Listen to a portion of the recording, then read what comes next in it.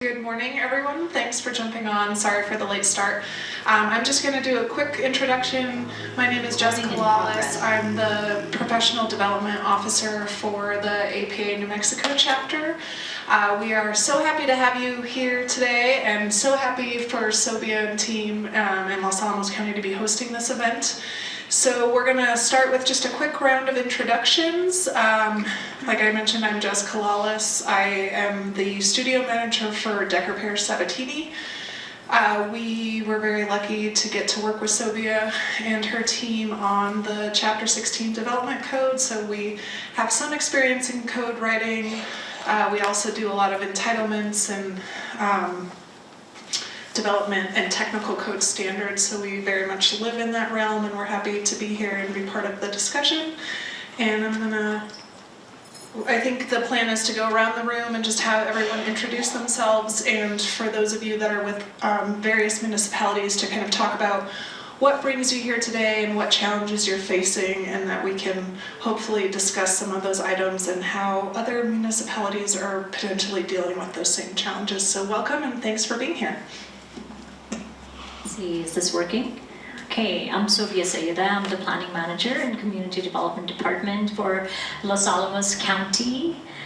Thank you very much for coming. I'm really glad that Jessica could bring this event up here. My first one for APA in New Mexico was a few months ago, and I was posed with the question if we could host this event up here, and I'm just super excited that we could do this here. I'll pass this on to my planning associate here, and then we'll go around the room. Good morning, my name is Desiree Lujan. I'm Associate Planner here at Los Alamos County, and I have been in this position for nearly 5 years. And I've been working with Jessica and DPS on some of the projects, so they're quite familiar. I'm the third member of Los Alamos' planning team. I'm Jane Matthews, the senior planner. You can pass on to This. Thank you. I'm Rebecca Longstreet. I'm a planner at Decker Pear Sabatini.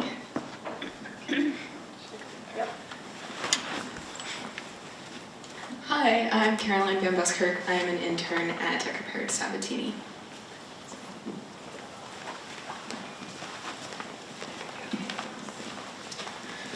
Hello everyone, my name is Michael Voss. I'm a principal planner and a regulatory team leader for the City of Albuquerque Planning Department. So working on mostly zoning regulations, so you'll hear more from me later on today.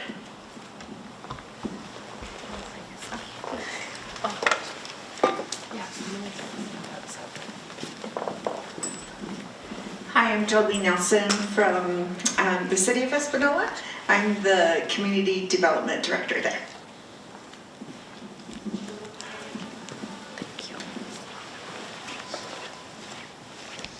Hi, I'm Gianna Hamilton, and I'm an assistant planner for Rio Arriba County.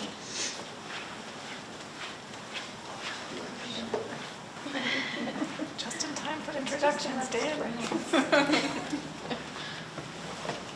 Good morning, my name is Angel Garcia and I'm the Interim Director for Planning and Zoning in Rio Arriba County. Me? Yes, please. Just in time. I'm used to facing that direction. This is weird. Hi, I'm Dan Ungerleider. I'm the Economic Development Administrator for Los Alamos County, and welcome you all here today. You all have been in my shoes where I'm in 3 meetings at one time. So I'm looking forward to hearing about the conversation today. I hope we come up with new and better ways to work with each other. We're all dealing with the same fire, just from different sides of the fireplace, so to speak. So, and I think that we know we can learn a lot from you, from the state, and that we probably can find some new tools for a toolbox if we just share and have a conversation. So, welcome. Thank you, Dan. Just to make it easy, this is Dan. We Over here. only now hire Dans. Hi, I'm Dan Osborne. I am the Los Alamos County Housing coordinator, and I recently moved down here from Summit County, Colorado. I've been working up in Colorado in the upper Arkansas Valley for the last 10 years on all kinds of fun economic development and housing projects. And to just kind of reiterate what Dan, you said, really looking forward to working with anybody. If you have ideas on housing, if you have land for housing, if you want to talk about developing housing, if you want to do any of those joint projects, I'd really love to talk with you. Thank you very much, Dan. And then we have Catalina Lerner. Catalina, do you want to introduce yourself? She's going to be our first speaker this morning.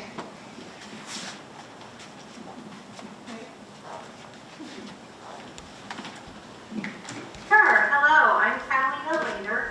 Let me blur the background from a messy house here. There we go. Hey, no, I don't like that. Sorry, don't like it. Change my mind. Okay. Hi, everybody. It's really great to meet you. I'm grateful to be able to join y'all virtually for this. And I am a principal planner with the City of Albuquerque's Planning Department in the Urban Design and Development Division, working as a colleague with Michael. Specifically, I work with current planning and development review for the city's planning commission, called the Environmental Planning Commission. I can provide you a little bit more about that later. I don't have a formal presentation. It might be more appropriate if I follow Michael, because that way we speak about areas of practice and any sorts of questions that come from the discussion. I could perhaps follow up on those with specifics, and that might be a little bit more meaningful to folks, but I'm flexible about however you would like to proceed.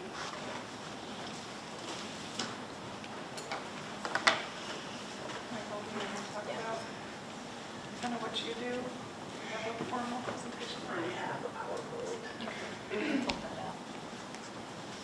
Okay, give us just a second, Catalina. Michael's going to pull up what he's got.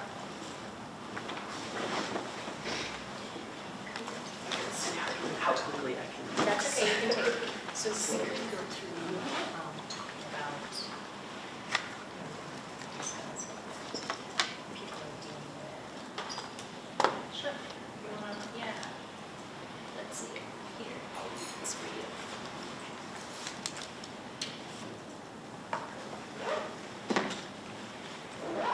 Catalina, can everybody hear me? I don't know if it's on. Yes. Is this on? Was it on before? So while Michael is setting up for his presentation, I would like to open the room up for anybody who wants to share what they go through in their day-to-day planning in their jurisdictions. I'll go first real quick, and I'm happy to answer any questions if anybody wants to know more about how we, some of the things that Los Alamos County goes through. So our planning division is part of Community Development Department. Community Development Department is about 19 to 20 people. We have 4 divisions in CDD.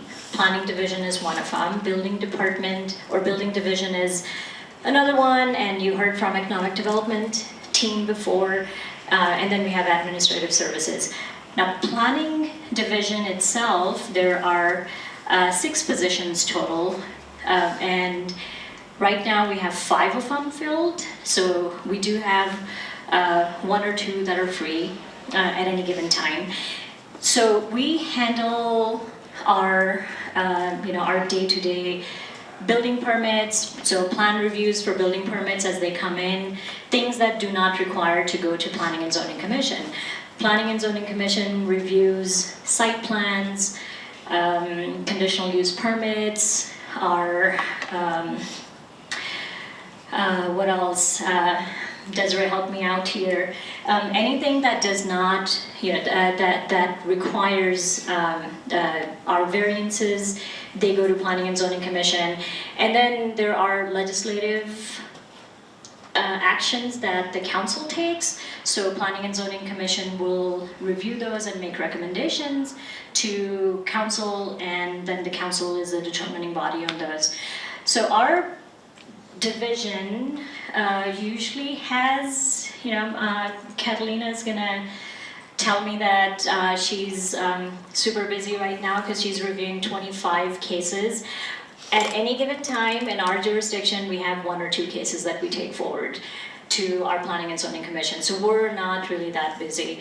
We usually, once a month or so, we have Planning and Zoning Commission meetings scheduled for twice a month, but we usually don't meet every month. So it's a very, I would say, we're not super busy, not as busy as Catalina or some of the other jurisdictions. So I would love to hear from, if you would like to share a little. Yeah. Okay, like I said, I'm from Espanola. Well, I work for Espanola, not from Espanola. So we have 2 divisions. So we have the planning side, which has a director. She's not here today.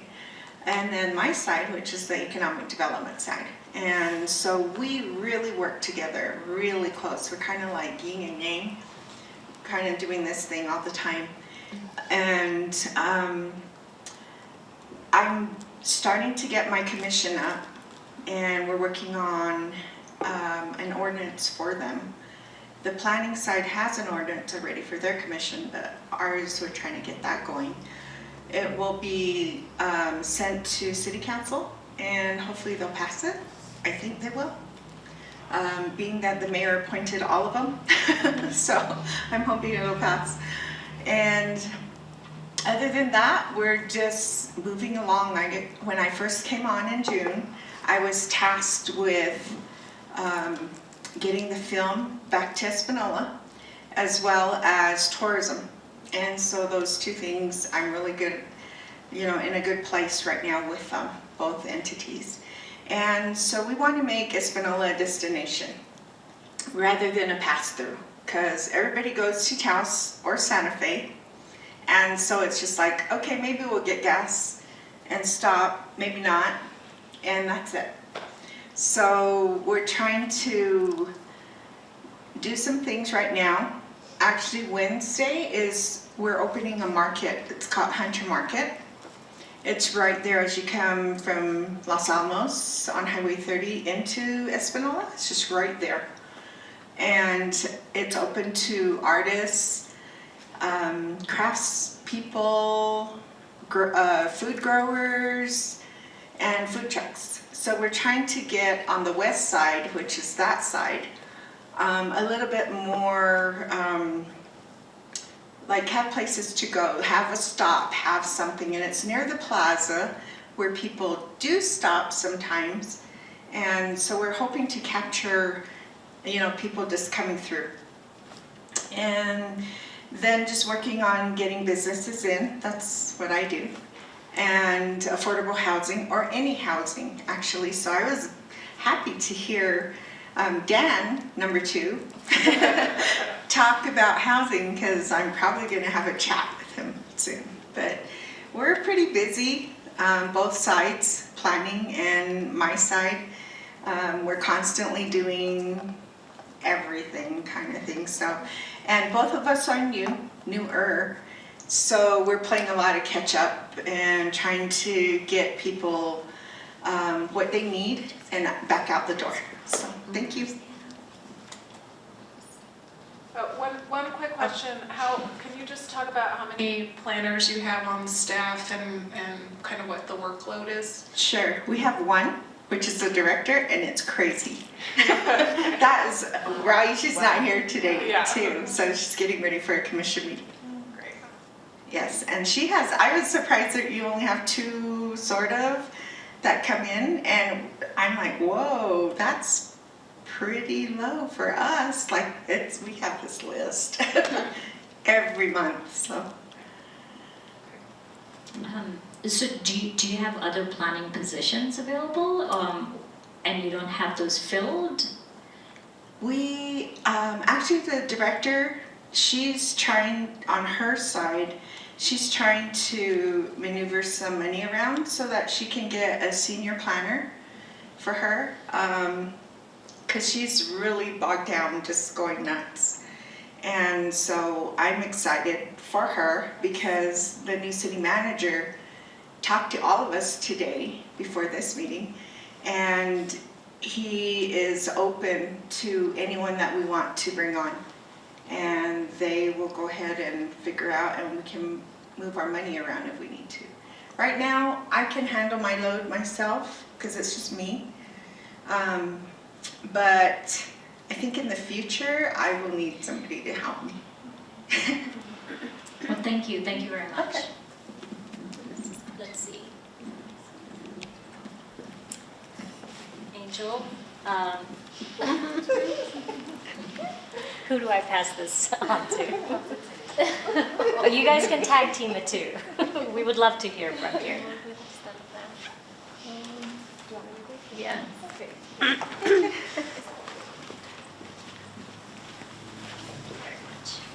Maybe some interview questions. Yes, helpful.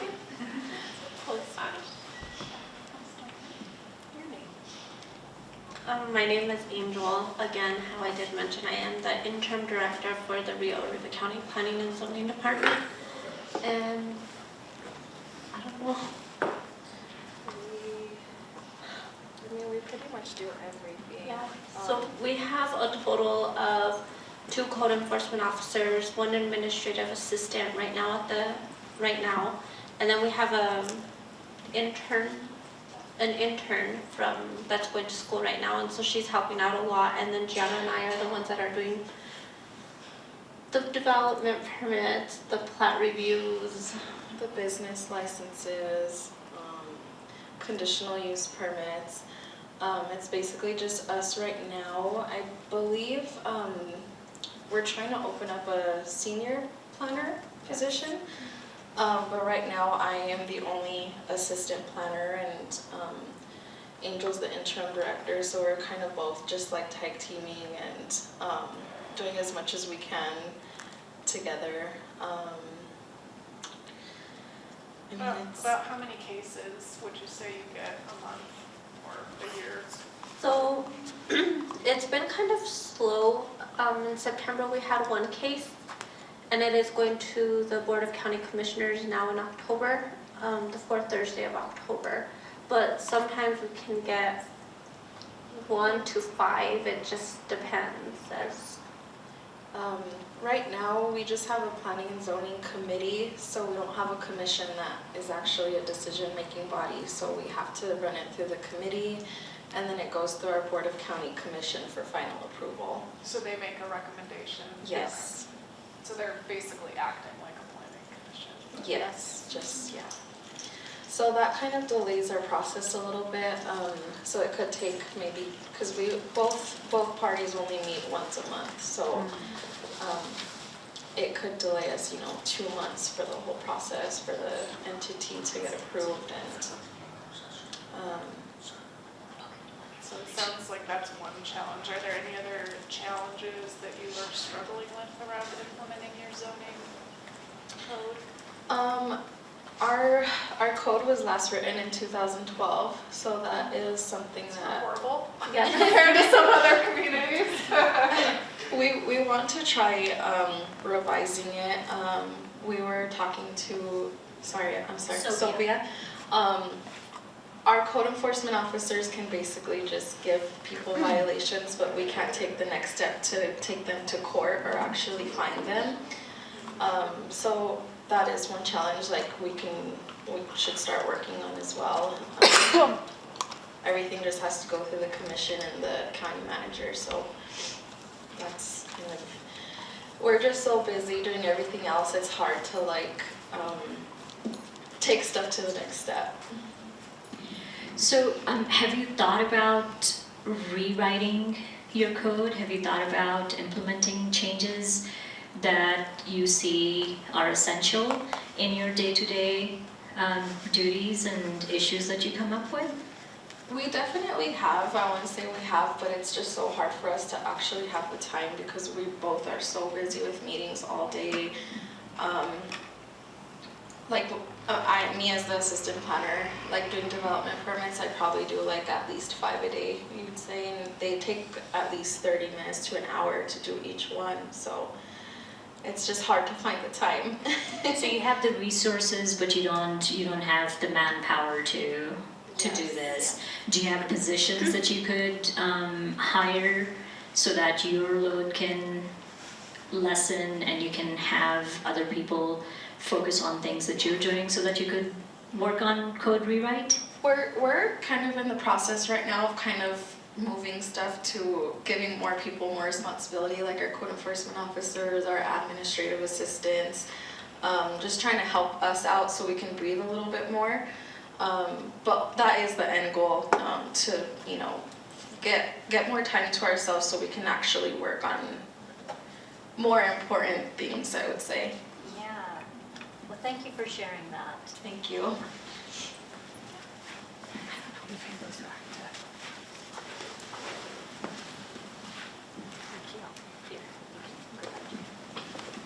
Yeah, I think Michael's gonna accept. So we do, I mean, I think one of the emphasis of this event was really to talk about how you implement your code and maybe why you did some of the code changes. Do you want to talk about that while Michael finishes getting set up? Yeah, we can.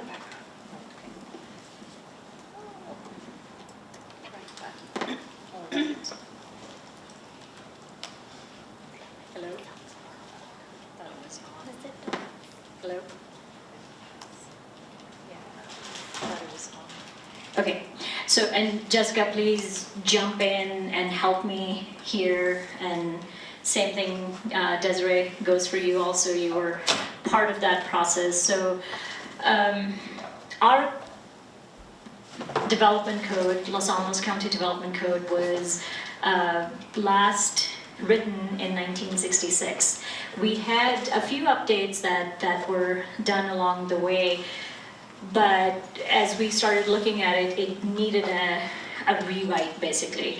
So we took the code and decided that instead of adding new pieces to it and adding changes here and there, we were going to rewrite the entire thing.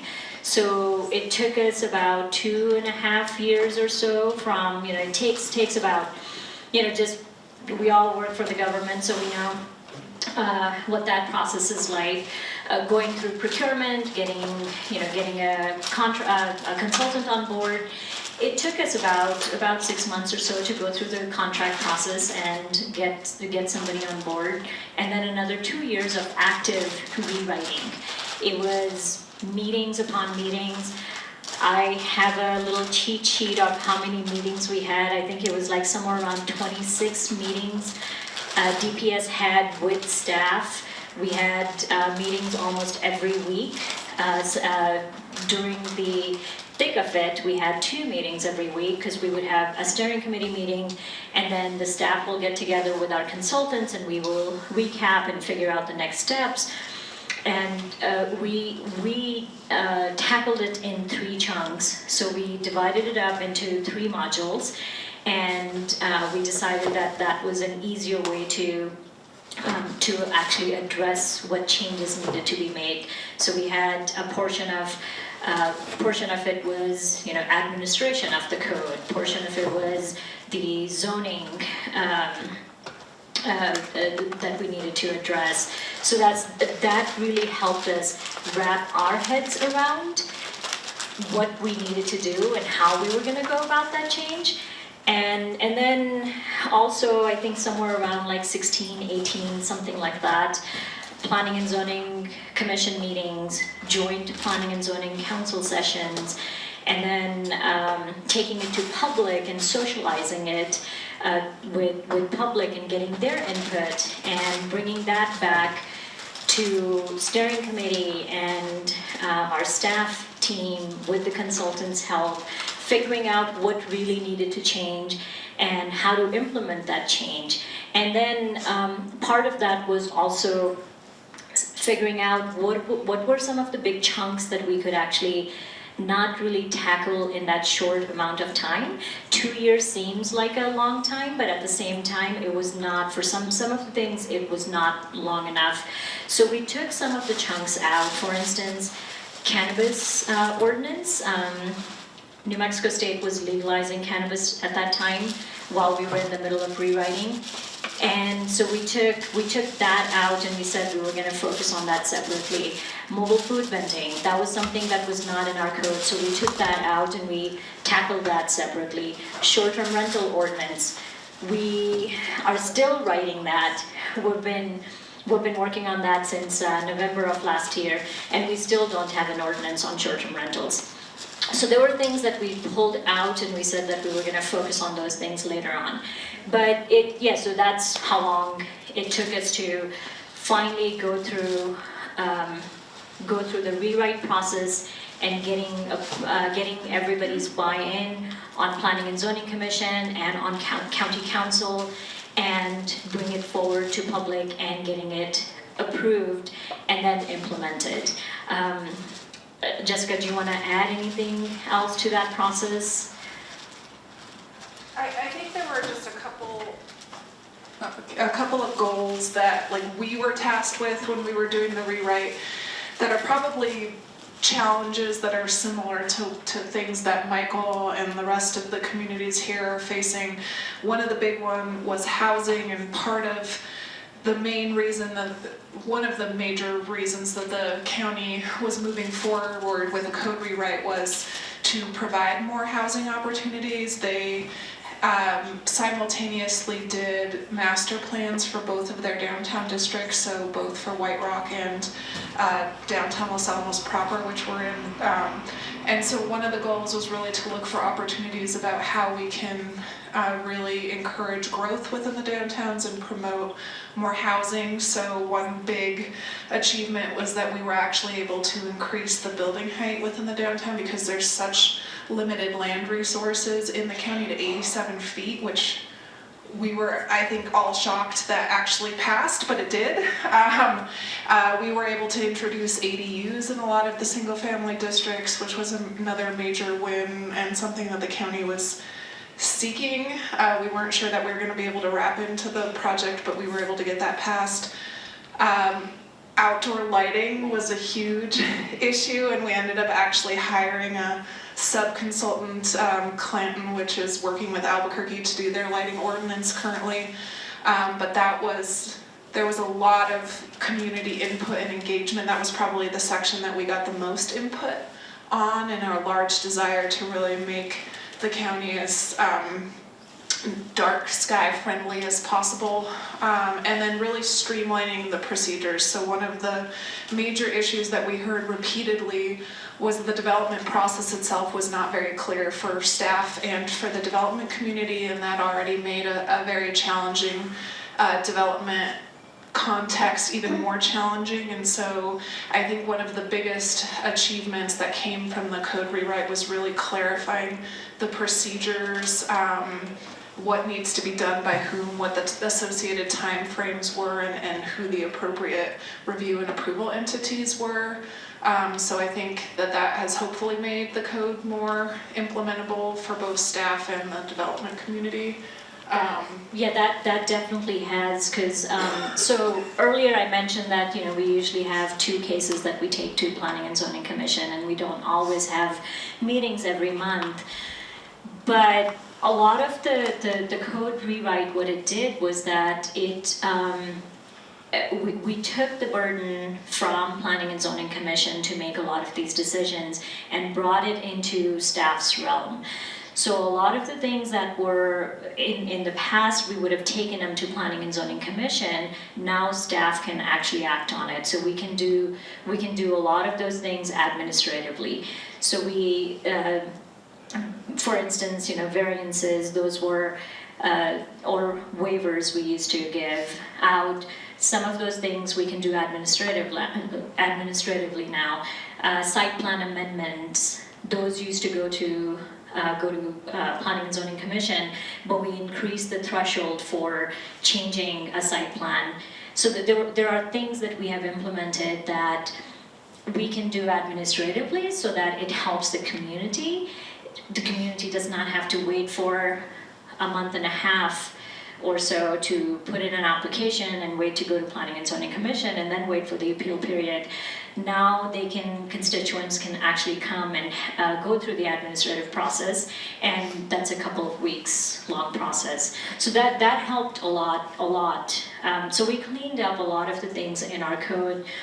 And again, so we took input from our staff and we looked at the code, saying, really understanding how do we implement it, how can we make it easy, what are the the pain points, what is not easy to understand right now for constituents, for contractors, for developers, and how can we make it easy. And I feel like this last year that we've been implementing it has, there are some things that we're going back and we're cleaning up, but a lot of those things have helped us this last year. Great. Brandon, any questions? I have a question. Can you go over the three, sorry. Can you go over the 3 phases that you had when you revised your code? Yes, Jessica, you wanna, the 3 modules? Yeah, so we actually were lucky enough to work with Albuquerque when they did their code update. So we used a similar process where we broke the code into pieces, and so we dealt with all of the administrative and procedures in one section. That was definitely that was the last section, and that was the one that we got the most public comment on. Then there was a section that dealt with all of the zoning actual development standards, so things like parking, all of the dimensional standards were covered in one section, and then the other one was all about use regulations, so all of the items in terms of what was permissive in certain districts, and if there were special rules for certain uses, all of those things were taken through in one. And I would say that the use, we got the least amount, surprisingly, on development standards. We got a lot of input on uses, permissive uses, and a lot in terms of development standards. And again, that was because there was a lot of frustration about the process being unclear, and things like notifications, needing to be clarified. Timeframes for approvals were another big one that we heard, and just general what the steps were, what was the requirement of the applicant versus the city. So those 2 sections were definitely the ones that we heard the most about. So Michael? You guys have basically talked about a bunch of stuff that I might also touch on from Albuquerque's perspective.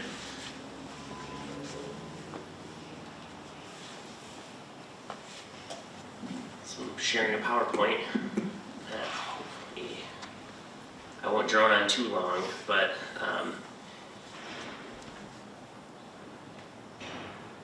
very briefly, maybe this is kind of familiar to most people in the room. This is an overview of our Albuquerque planning sort of department structure. And at the top is where most of us probably live in the planning and zoning entitlements world. Kind of thinking about what we want for our community in terms of a vision, and what rules we need to put into place for creating that vision and guiding our community there. That includes our planning commission, our zoning hearing examiner, who hears conditional uses and variance requests, historic preservation approvals, and the like. And then obviously there's our engineering and more code enforcement zoning review of permits. In Albuquerque, we have a very large department, we're a very large city, so that's sort of a different division, different divisions. Doing the development hearing officer, we have a separate process for our platting actions that goes to a hearing officer. And then ultimately, once something is subdivided and zoned, you can obtain your building permit and build it. So at the highest level, we are, planners trying to see what our community vision is. In Albuquerque, we have a comprehensive plan, the state that says that's our foundation for planning and zoning. And this was last updated in Albuquerque in 2016, 2017. And is a very high level document and very policy focused on sort of what we want to see. Because it's so high level and Albuquerque is so large, we also break our city up into community planning areas. These help us kind of drill down more to a neighborhood level and see what is the most pressing issues in those neighborhoods. So those 12 planning areas are shown on the map, and we have planners that specialize in this long-range community planning, going out into the community, getting feedback, and writing reports that offer up new policies for the comprehensive plan or potential zoning changes that might affect individuals in certain areas of the city. And so we intend to update our comprehensive plan every 5 years. I think that's sort of a recommendation. Oftentimes that gets lengthened.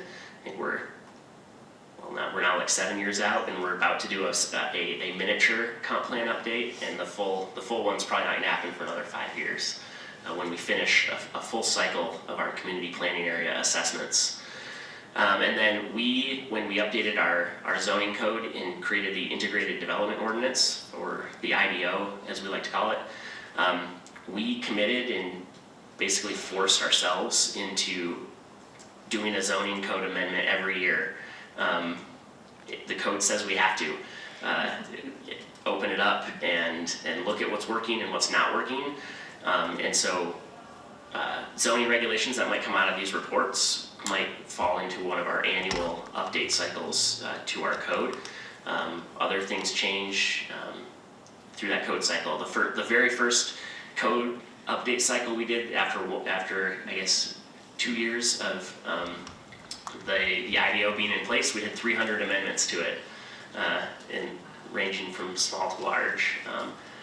And then we got that down to like 100 and then 50, and we're about to make an application to our decision makers, the Planning Commission and City Council, for somewhere between 30 and 50 for this coming year.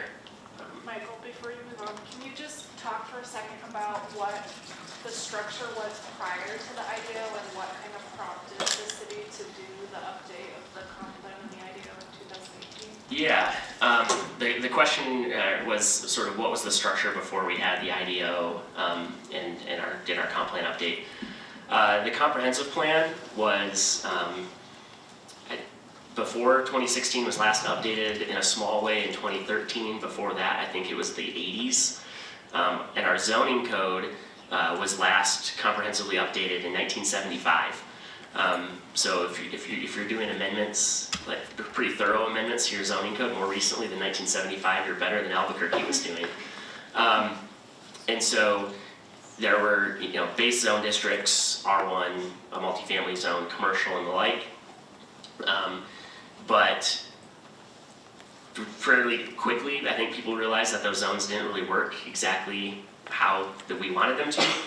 And then, so for neighborhoods that in historic areas of town or even other parts of town that were like, this isn't really quite working for our neighborhood, would get the city and their city councilors to sponsor a sector development plan.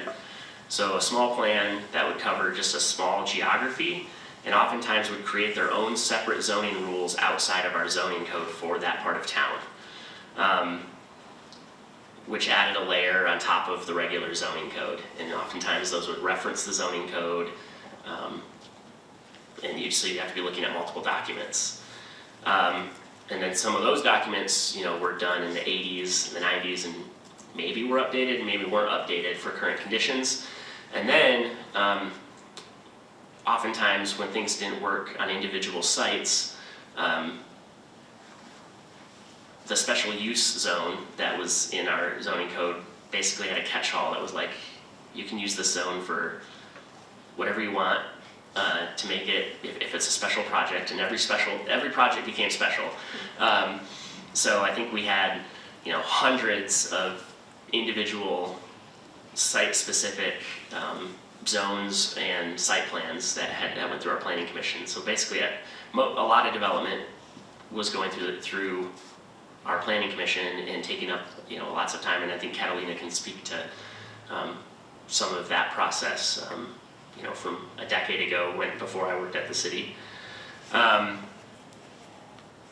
So that worked well, and in certain parts of town got very thorough reviews and zoning regulations, and then there were other parts of the city where they never had a sector plan, they never had the special use, and everything went straight to a building permit and didn't really have a very comprehensive review. So whether or not things were being caught in terms of some of our development standards, could be a question. So that's why the city embarked on this major overhaul, redid the comprehensive plan, and created a new replacement zoning ordinance. We also, in addition to zoning, incorporated our subdivision ordinance, our historic preservation ordinance, and processes, and several other things into the IDO.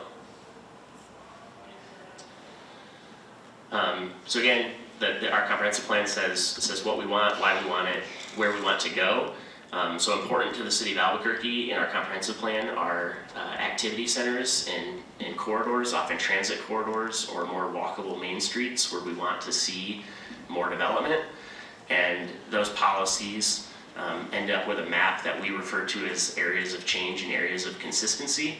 So areas of consistency are the parts of Albuquerque where it's your single family neighborhoods where we don't want to bulldoze houses and put up an apartment complex. We want that to sort of stay the same, where people have invested and they live, and the areas of change where they are the centers and corridors. They're where we want more intense development, higher, taller buildings, things that will support mass transit, and things like that. And then we implement those through levers in the zoning code. So our zoning code specifically speaks to some of these things where you'll get parking reductions in centers and corridors or areas of change. You'll get you'll be allowed to build taller buildings in those areas than you would otherwise be allowed, even if you have the same zone district somewhere else in the city.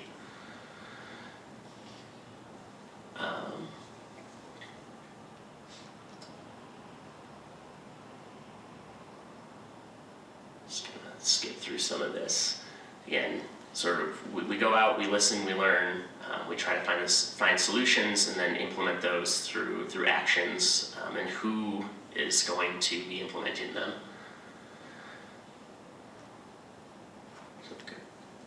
And so some of those might be the city saying we will do a certain thing, certain other city departments. We also, will, through our outreach, connect neighborhoods and people with different institutions or organizations that can help them implement their community priorities.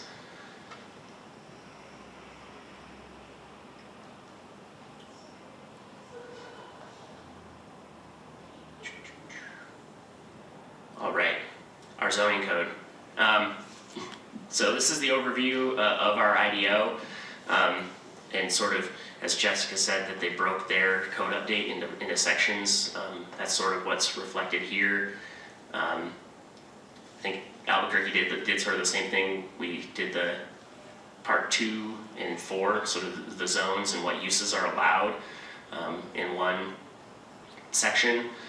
Did the development standards, section 5 in another, and then section 6, the administration and enforcement processes in a third when we went through the creation of the code.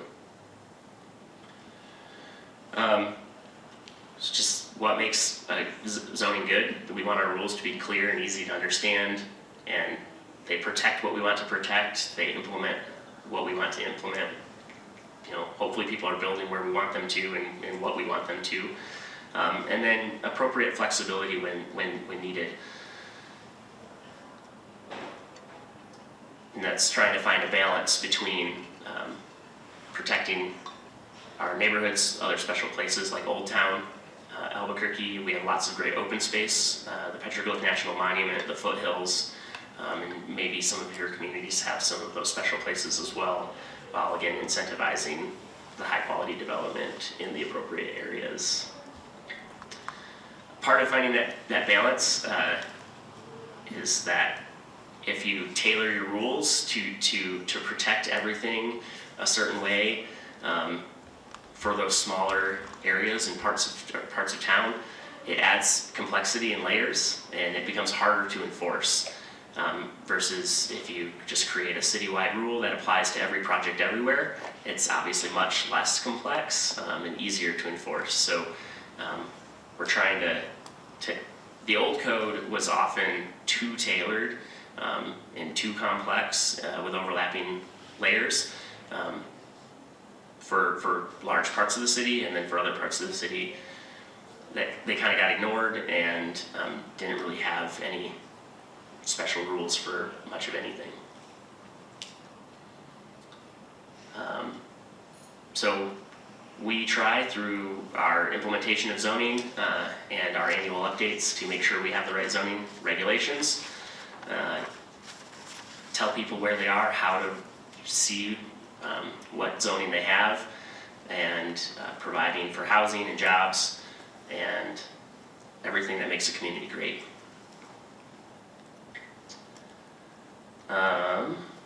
So again, our allowable uses says what you can do in what zone district where, and then we have part of making it less complex, or it procedurally is allowing them as permissive uses, but coming up with rules that apply and say you need to space this a certain distance from another of those same uses, spacing away from your residential. So rather than requiring someone, to get a conditional use for every industrial operation, we say you can do it if you have this zone and you're 1,000 feet away from a neighborhood for something that's more impactful. And those are all in Part 4. Part 5, our zoning rules for development standards include parking, building heights, and setbacks, and things like that. We also have edge buffer landscaping, so we increase the quality of sort of landscape that gets required when you're next to a residential use. We might give you a building height bonus, like I said, if you're in a center area or near transit. And then I'll get to overlay zones in a second as well.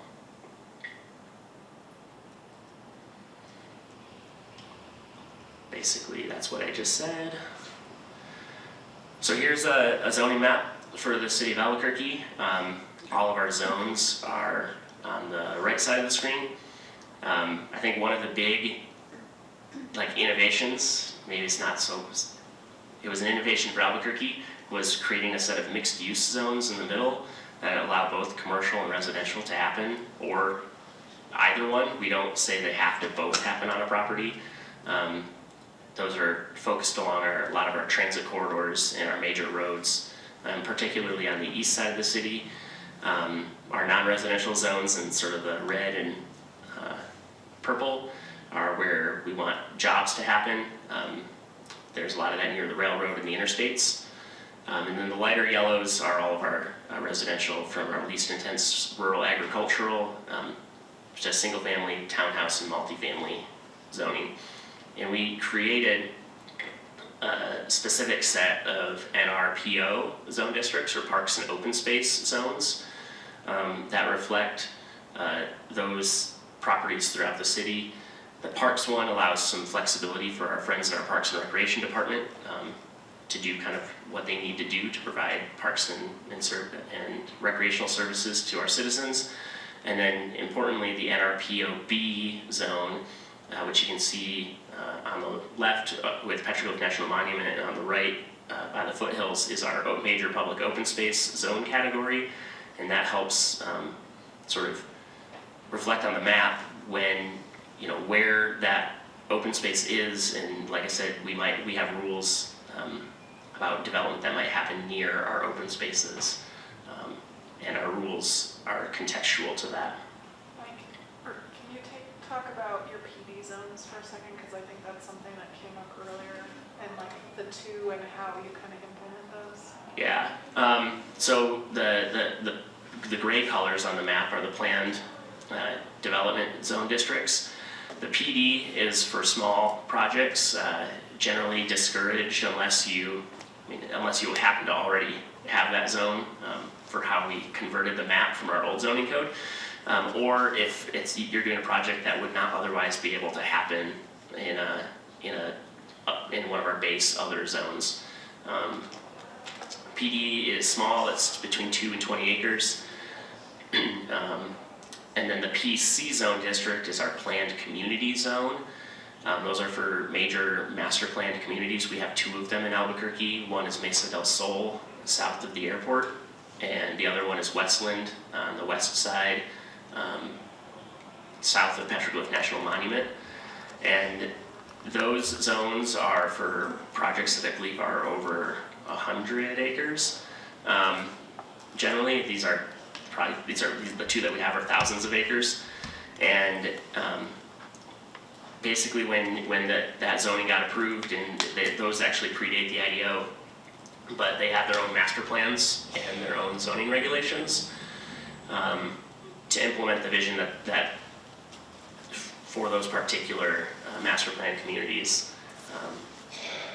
We've gone through several amendments on both of those plans in the last few years since adoption of the IDO to make those plans more and more consistent with the IDO since they were done before. Sorry, I'm jumping one more time. Yeah, and Jessica's done some of those amendments, so.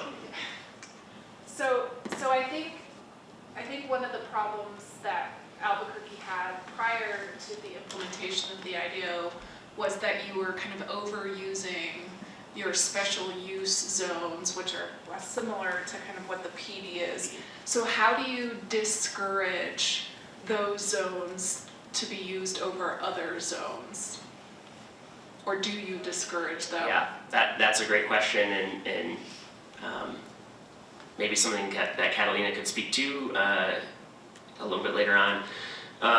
Some of our zone map properties that had certain zone categories or descriptions, when we adopted the IDO, may be converted to PD.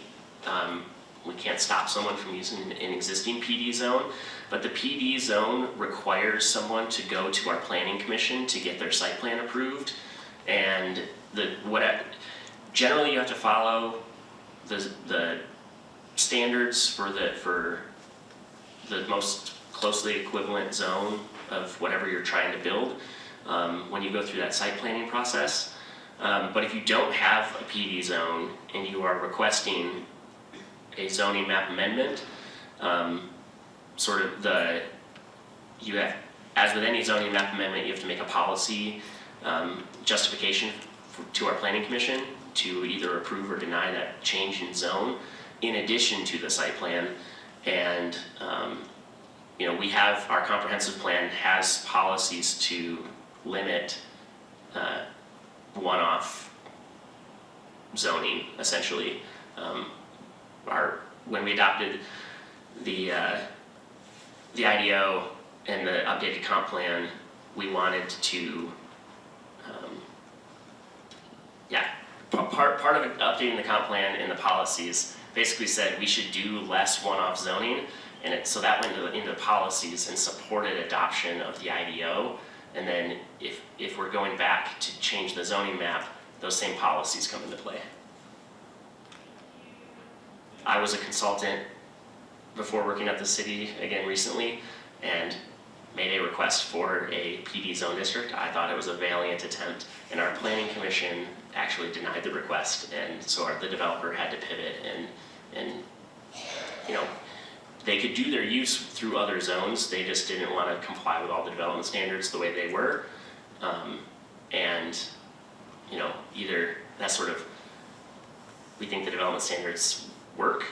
The planning commission agreed with staff on that one, denied the application, and then if the developer wanted to come forward with something that was within a base zone district that complied with all the regs, they would have been fine. And I think I've lost my internet connection.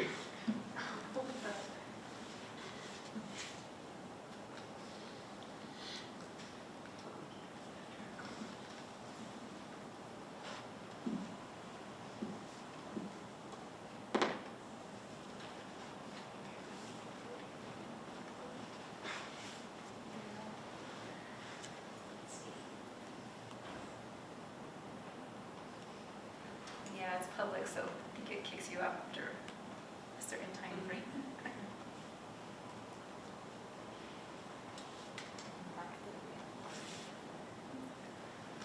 And it back.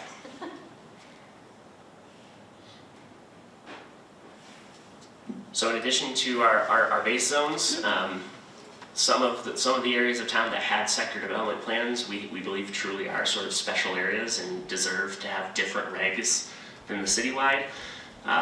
So those come into play. They're in the same document as the rest of the code as overlay zones. The areas shown in the lighter blue are historic districts. So the development within those areas has to go to our Historic Preservation Commission, or Landmarks Commission as we refer to it.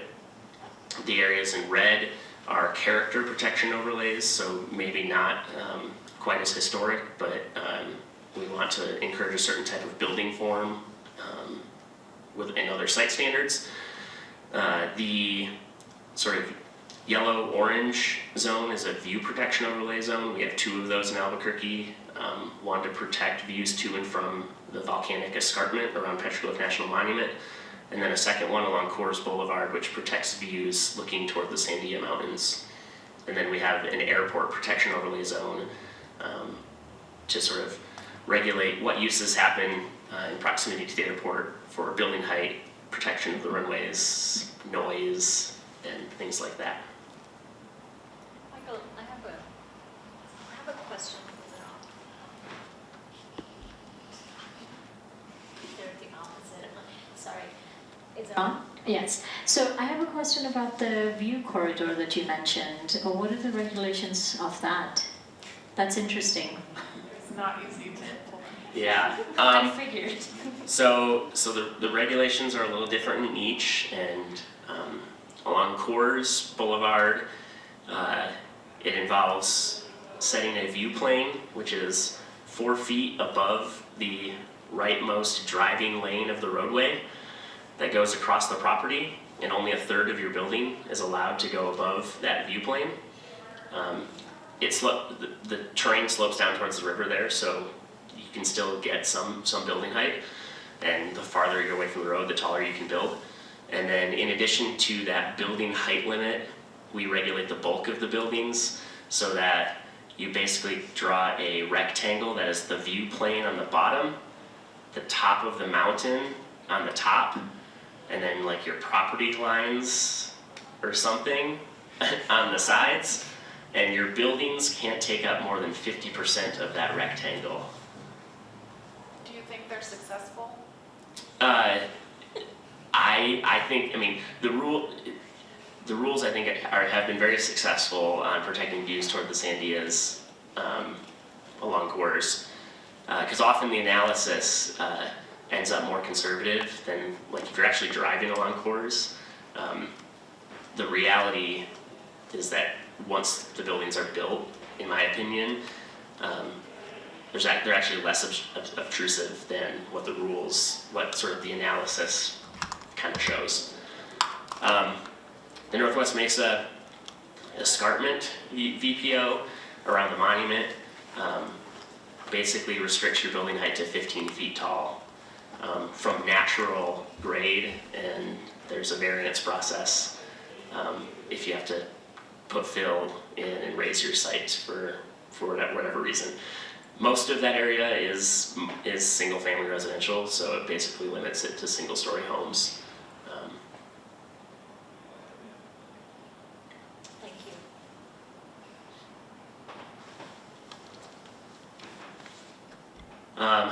This is a condensed version of our use table.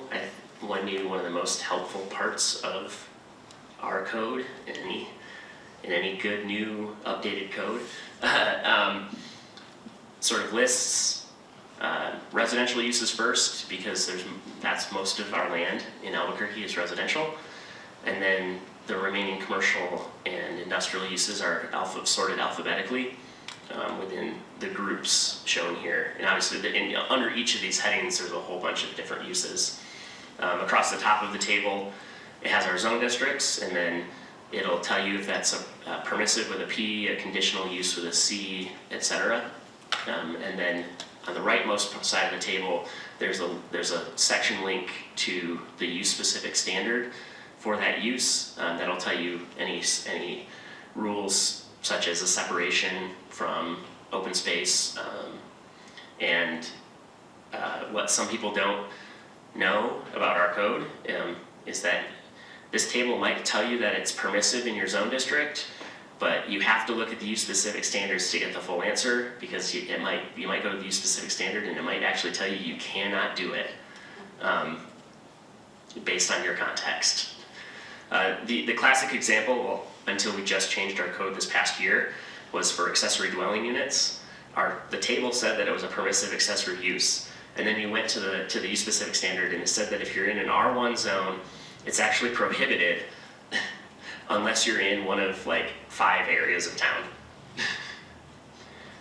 We just changed that. It is now a permissive accessory use citywide with size limitations and other development standards.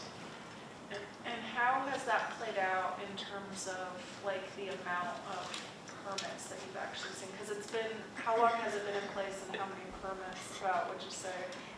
I have no idea. Okay. Accessory dwelling units have only been permissive citywide now since the end of July of this year. So we're just a few months in. We'll see. I know of 2, at least. But the numbers are still out on that. Kind of, in addition to all the changes we're doing to our zoning, we're working on changing up our building permitting and planning software tracking system.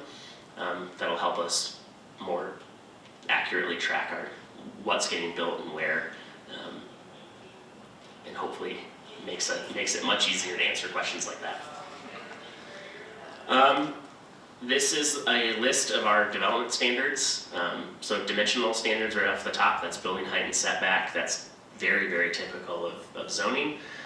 But we also include things in here such as site design and sensitive lands that tells you that your rules change a certain way if you're next to our major public open space, if you're next to an arroyo. And this is where we include some of our subdivision regs. So when someone comes in for a platting action, they'll look at access and connectivity and the subdivision standards. We have parking that tells you how much parking you have to provide, how to design a drive-through, how much landscaping is required, etc. Our outdoor and site lighting, which, as Jessica said, we've hired the same consultant that Los Alamos used. We're currently working through a draft that'll be in this year's update to our code to completely rewrite or update section 5.8 on our site lighting. And then I think one of the newest thing in the code through the IDO was the neighborhood edges, which so if you're developing a mixed use or an apartment property next to a single family neighborhood, this section basically says you have to buffer your parking lot a certain way with extra landscape. You're within 100 feet of that single family neighborhood, you're only allowed to build 30 feet tall, even if your zone district allows you to do a 100-foot building. Which, if you got 87 feet in Los Alamos, very good job. But there's still a buffer. There's still a buffer. There's still a buffer. Protection standards. That's great, because 87 feet would rival some of the tallest stuff in Albuquerque. 86, I should. Yeah. 86 feet. Yes.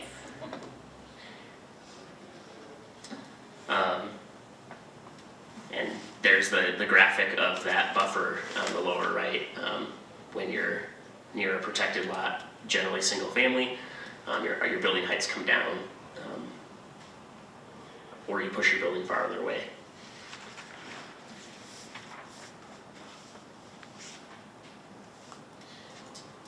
Here's an example of some of how we implement our comp plan centers and corridors provisions, where the code says UCMSPT, that stands for Urban Center, Main Street, or Premium Transit Corridor, as designated by our comprehensive plan. So in these mixed-use zones, you do not have to provide as much open space. You get a smaller setback. Sometimes it requires a maximum setback instead of a minimum, and then you can see kind of down at the bottom in the building height columns, you get extra feet of building height. So our MXM, if you go to that column down, normally it's a 45-foot tall building. Actually, this is an old image. It's 48 feet now. But you get a 65-foot tall building if you're in one of those corridors. Our old zoning code used to allow, basically said you're allowed to build 26 feet anywhere, and if you want to go over 26 feet, it needs to be within a 45-degree angle plane from your property lines, or a 60-degree angle plane from the street, or something. And it was complicated, and people did not understand it. You know, if you set your building back farther and had a big enough property, you could build a very tall building. So one of the things we changed with the IDO is just allowing straight building height maximums by zone district that increase as you go up in the intensity of the zone district. And then in our most intense zone districts, we kind of kept that provision of the idea of an angle plane, where if your site is big enough and your building is set back from all of the property lines far enough, we don't care how tall you build it. No one's taken advantage of that to build a skyscraper yet.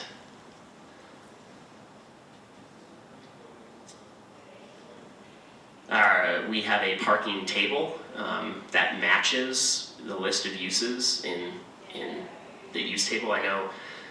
I'm sure our old zoning code and other places and other codes I've looked at, you have a use that's allowed in the zone district, and then you look at the parking table and maybe it's not the exact same, so you need to try and find the closest comparable.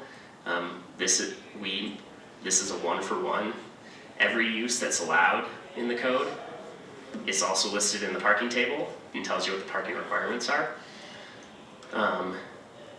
The map on the right shows our centers and corridor areas where you get certain reductions in those parking requirements. And then we also provide generally for some reductions for transit throughout Albuquerque. Can you talk about the fact that you don't have parking standards in downtown? Yes. So downtown is an exempt area, is one of like 3 areas in Albuquerque that we do not require parking. So it's a mapped area. It's kind of like an overlay zone.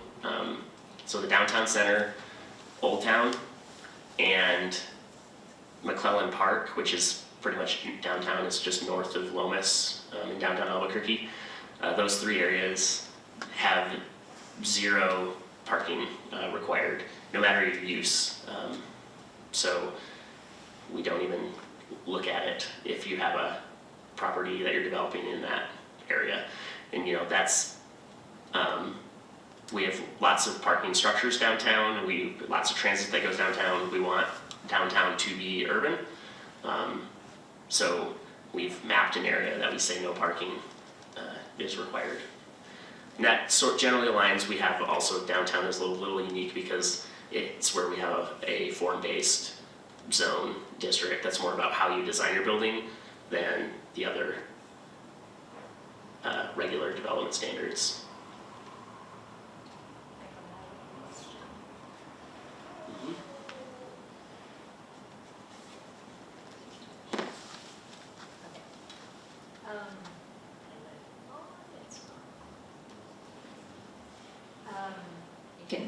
Yes, there you go. So no parking requirements, no parking standards in downtown. How long has that been implemented? I don't know the year. It predates the IDO.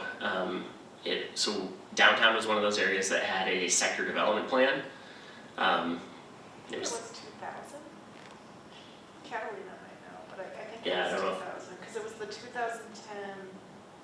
yeah, it was the downtown 2010, and then it was the downtown 2025 Yeah. at some point when they updated it, plan that did that. So how many developers actually come bring their development plans with no parking on their properties? I'm just super curious. I don't think anyone who's built a ground-up new construction project has come in with no parking. We've had some redevelopment projects that are using existing buildings downtown. The one I'm thinking of off the top of my head is the 505 building that has the 505 food hall on the ground floor, and it's got loft apartments above it. There's no parking on that site. So they didn't have to create parking to make that project happen.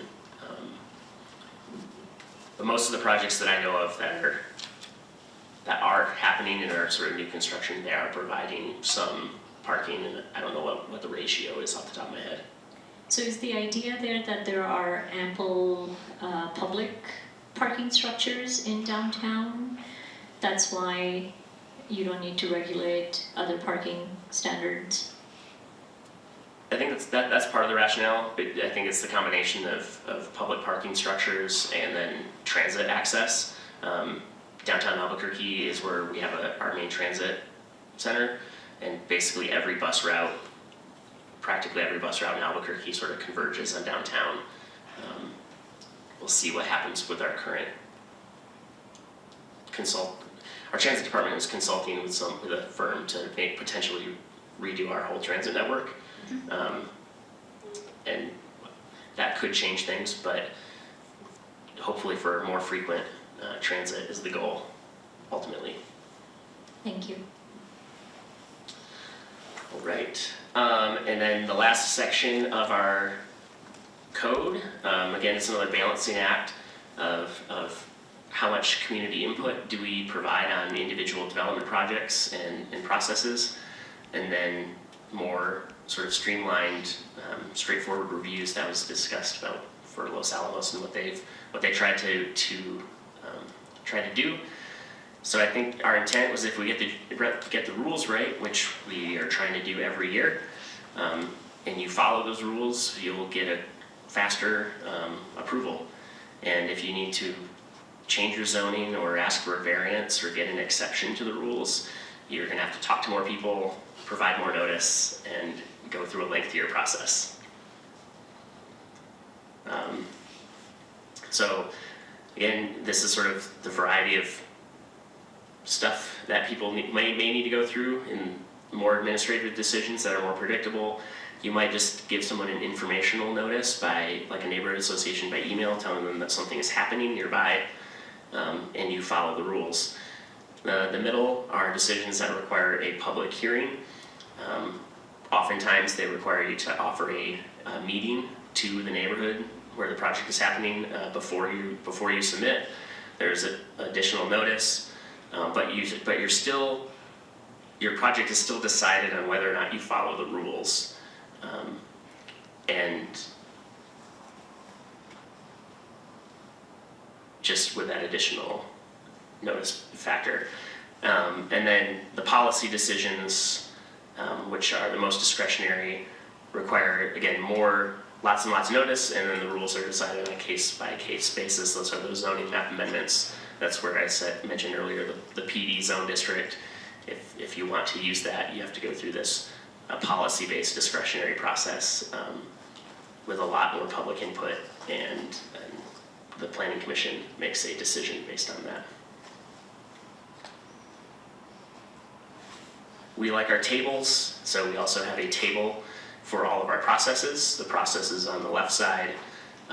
Across the top, we tell you the neighborhood meeting, if you have to talk to staff before you submit, what types of public notice is required, and then who is reviewing and making a decision on your application.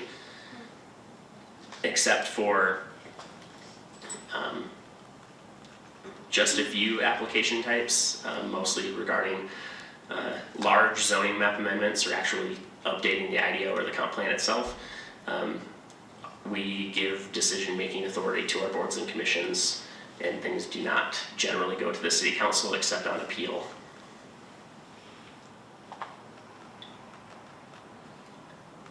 And so just again, the high level, we require certain types of notice and meetings before someone submits an application, and then additional notice that happens after the application and before a decision gets made. Can you talk a little bit about your meeting, like your neighborhood meeting requirements? Our neighborhood meeting requirements. So the city of Albuquerque has lots of neighborhood associations, and we have an office of neighborhood coordination that maintains records of those associations, making sure that they're up to date with their bylaws, that we have what their geographic boundaries are. So when a developer comes forward and wants to do a project, and that requires a neighborhood meeting, they have to make a request online through our Office of Neighborhood Coordination to get the contacts for the affected neighborhoods. There's 2 contacts for every neighborhood association that we keep on file, and the developer sends a notification. The IDO says that has to happen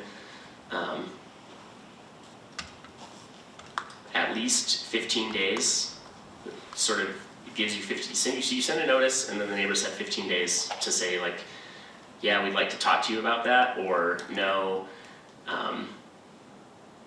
we're fine, continue on your way. If you don't hear back from the neighborhood association, you're allowed to continue in your process after those 15 days. If the neighborhood says, we'd like to meet and talk with you, the IDO then stipulates that there is a 30-day period within which to schedule a meeting. And those are coordinated. We at the City of Albuquerque also have in the legal department an alternative dispute resolution office that has contract mediators.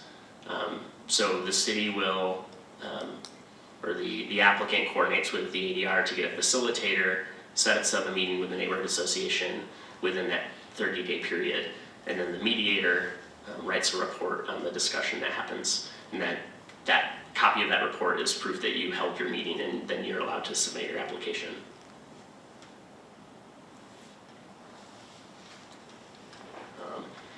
And we can probably just stop there and move on to more questions and answers, or we can move to Catalina if she wants to talk about our planning commission process. So what we've kind of started doing here in our office is housing is every other word, because housing is everything.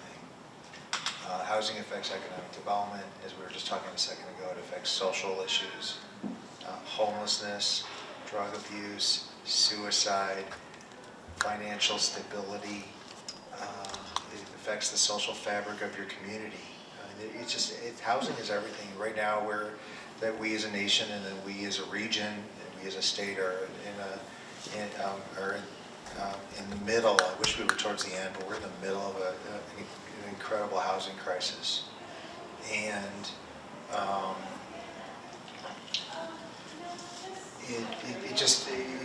we talk about housing affecting everything, because I mean you can't build housing without trades, and you can't have trades without housing. So we're stuck in this place right now that we're not even sure how we're going to fix the problem. And then housing itself is it's just not affordable. And I blame planners. I blame us. I think we caused a lot of this problem originally, and we're just starting to come to terms, or maybe just recently. That's fine. We're just coming to terms with the fact that single-family homes are just a bad use of land. They're inefficient. They're and they end up creating a problem with affordability. And we're finally starting to change our codes to address that. I think the next big one is cars, but hopefully we'll get there soon. single-family homes or the cul-de-sac. They're just, I mean, it creates a nice little neighborhood of 4 houses, but it doesn't do much for the rest of the community itself. You're putting in sanitary sewer and stormwater and water just for those 4 houses, and then somehow you got to get it out to that cul-de-sac.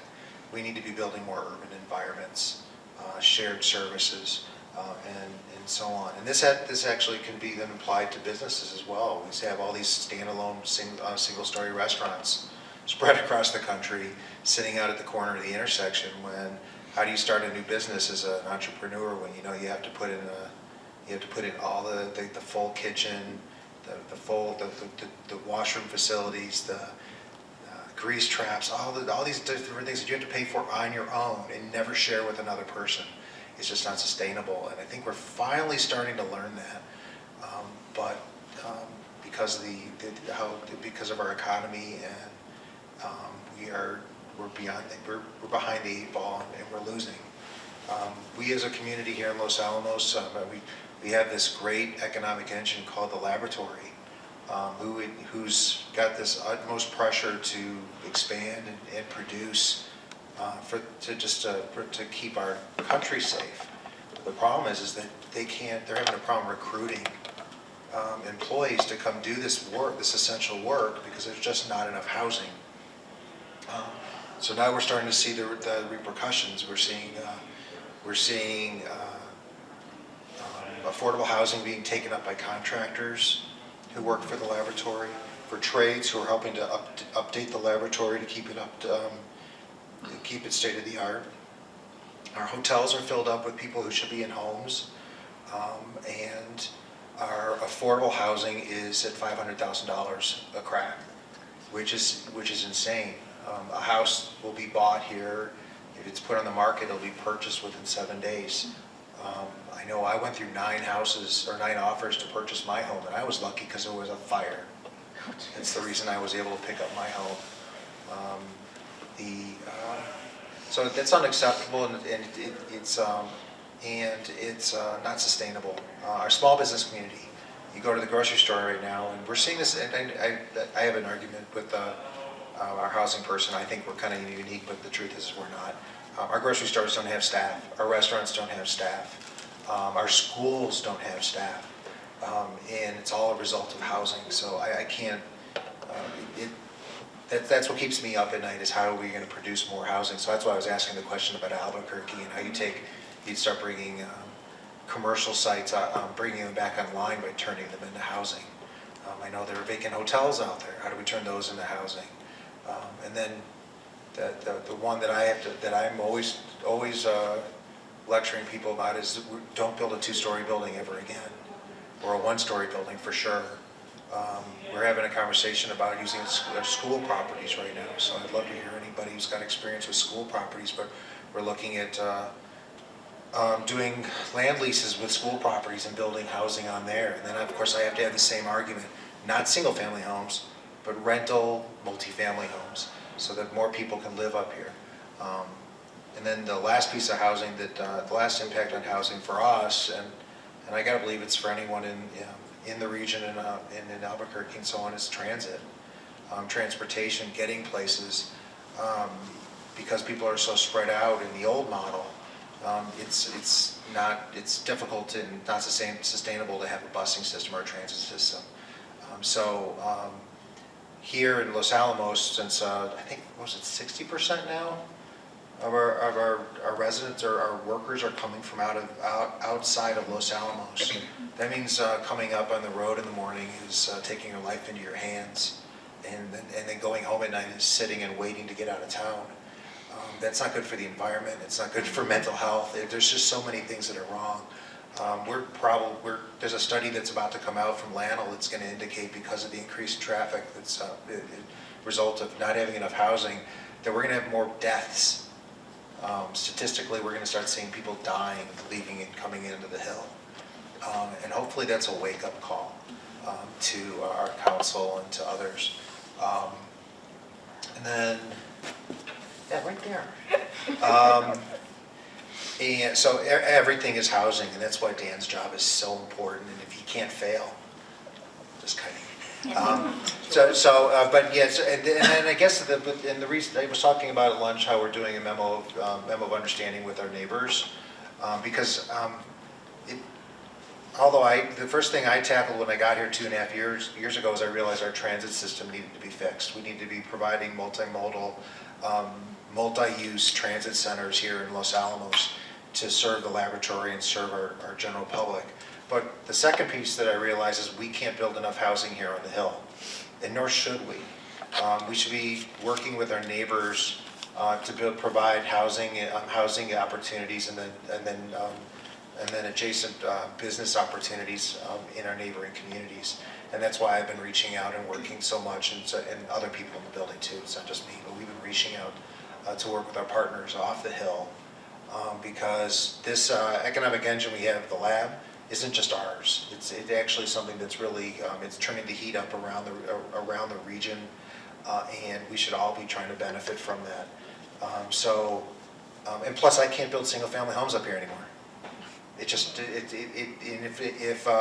So we just had Lionel did a survey of 2,000 employees, new employees, and 50% of them wanted to own their own single family home. Affordably. Yeah, well, they had to be cheap. But that's the reality. That's what we've created as planners over the last 50 years. Is we've taught multiple generations that the true success is to own my own single family home. And I'm looking forward to your generation to stop that. We need to be talking about that as much as possible, because we're as a single family homeowner, and I'm not anymore, but I was paying for a lot of stuff that I could have been sharing with a lot more people, and I could have had close-knit neighborhoods if I lived in a tighter community, and I would have had a healthier community if we had done it right. But we had to do something new in the United States, something that old Europe, they already knew it. It was kind of funny. We came in and we started over, like it was ours to recreate. So that's housing. That's my little nibble of housing. I don't know. Dan, you missed all the wise stuff before you came in. And Dan, before we get too far, it seems like maybe Catalina is back on the line. Hi, Catalina. Maybe. Michael? Something. Or did we Well, pull up? so she can join us whenever she's around. And Catalina, please feel free to take part in the conversation. So I appreciate the fact that you're saying that planners have a lot of responsibility here. And some of the things that we talked about, Michael touched on earlier, were ADU, allowances for ADUs. That's how you bring density into the picture and move away from single family homes. We talked about our code rewrite and increasing our building height and densities in downtowns, and that's how you solve some of the housing problems. You allowances for multifamily buildings. Albuquerque downtown, I did not know this, does not have parking regulations, no parking standards in downtown Albuquerque, and they've been around for a few decades now, a couple of decades, 2000s. And so it's interesting to have these conversations, and that's where planners need to take our local development code and see what our needs, local needs are, and how we can help. Dan, do you want to add on to that? Dan, you're doing a great job. I don't think I need this. Well, you do, because there was someone online. Oh, okay. So I don't know about you guys, but my parents lied to me the entire time I was growing up. I love them dearly, but they lied. Homeownership is not the way to success for everyone. It is a way to build wealth in this country. It is not the only way to build wealth in this country. And Dan says, I have a really hard job. We all have a really hard job, and the one that it starts with are the planners. I am stepping into part of the reason I took this job is because of the work that was already done by the planning department here. You're welcome. They have aligned all of their sort of umbrella documents, the comprehensive land use plan, the downtown master plan, the White Rock master plan, the housing needs assessment. All of those documents line up, and it's exactly the things that Dan is talking about. I went through the Great Recession in 2008. lost everything. 5 houses on my cul-de-sac went went into foreclosure. That's not a way to build wealth. It almost happened again in 2012. Things got ugly again, and we just continue to ride that roller coaster. So there's a lot of different ways that you can build wealth. I've also done well on some houses, but we shouldn't expect that for the norm like my parents' generation did, where they bought it for $40,000 and sold it for $500,000. That's not the way of the world anymore. We do it through density, we do it through mixed income, mixed housing type neighborhoods. We do integrating commercial and equity across the spectrum of incomes. And again, it's those foundational documents. So if you haven't updated your comp plan, start there. If you haven't updated some of your neighborhood master plans, start there. And that's where you really have to do the work, to where I can come in and people working specifically on housing then can find the development partners who can get through the entitlements and get their financing in place to build a project. And without that, you really don't have a good place to start. So again, thank you, Sylvia. Thank you, Dan, Jesse. It's team effort. Team effort, totally team effort. So Catalina is back online. She does have just a couple topic points that we want to cover because she is a little swamped. So if we could let her. Yes, Catalina, please jump into the conversation. We're discussing the importance of housing. Yes, hello. I have been around and listening in on the conversation, so yeah, gotcha. Okay, yeah, so thanks so much for having me. I really appreciate the opportunity to join remotely. And I don't have a, fancy presentation like the one Michael has. I think that pretty much covers a lot of our stuff. But I have a few slides, and I'll go ahead and share those to kick us off.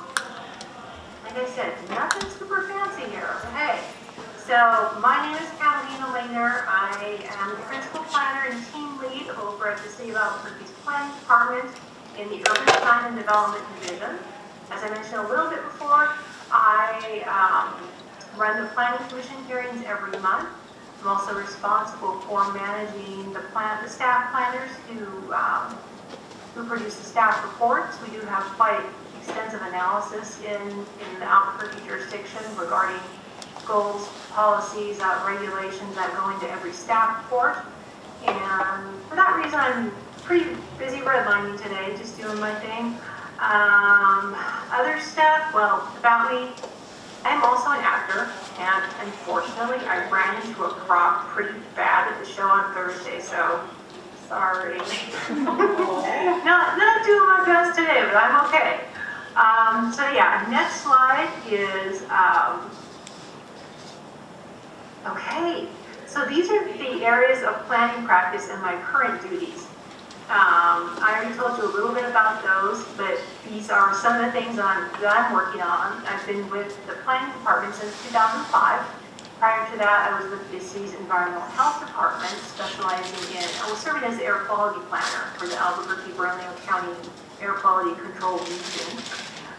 Prior to that, I was with transit. So you have a little bit, most of my experience is over at the planning department, but it's a little rounded out by a few other types of experience. Also, gosh, so it's mostly development review, and like I mentioned, applying goals, policies, regulations to a particular project or case. A lot of technical writing, analysis, review of site plans, although at the commission level of review, that's not the same as for a building permit. So we have, our review is rather segmented, which I believe is different from other jurisdictions. I also specialize in wireless telecommunications facilities and their review, doing a lot of training. I know I heard mention that we have some people on board, which is awesome. Super exciting, getting that training, mentoring going on, and just other training in all kinds of super fun topic areas.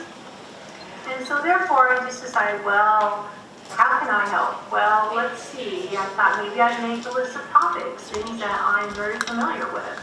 Something that if anybody has a particular question about, I would be happy to discuss further.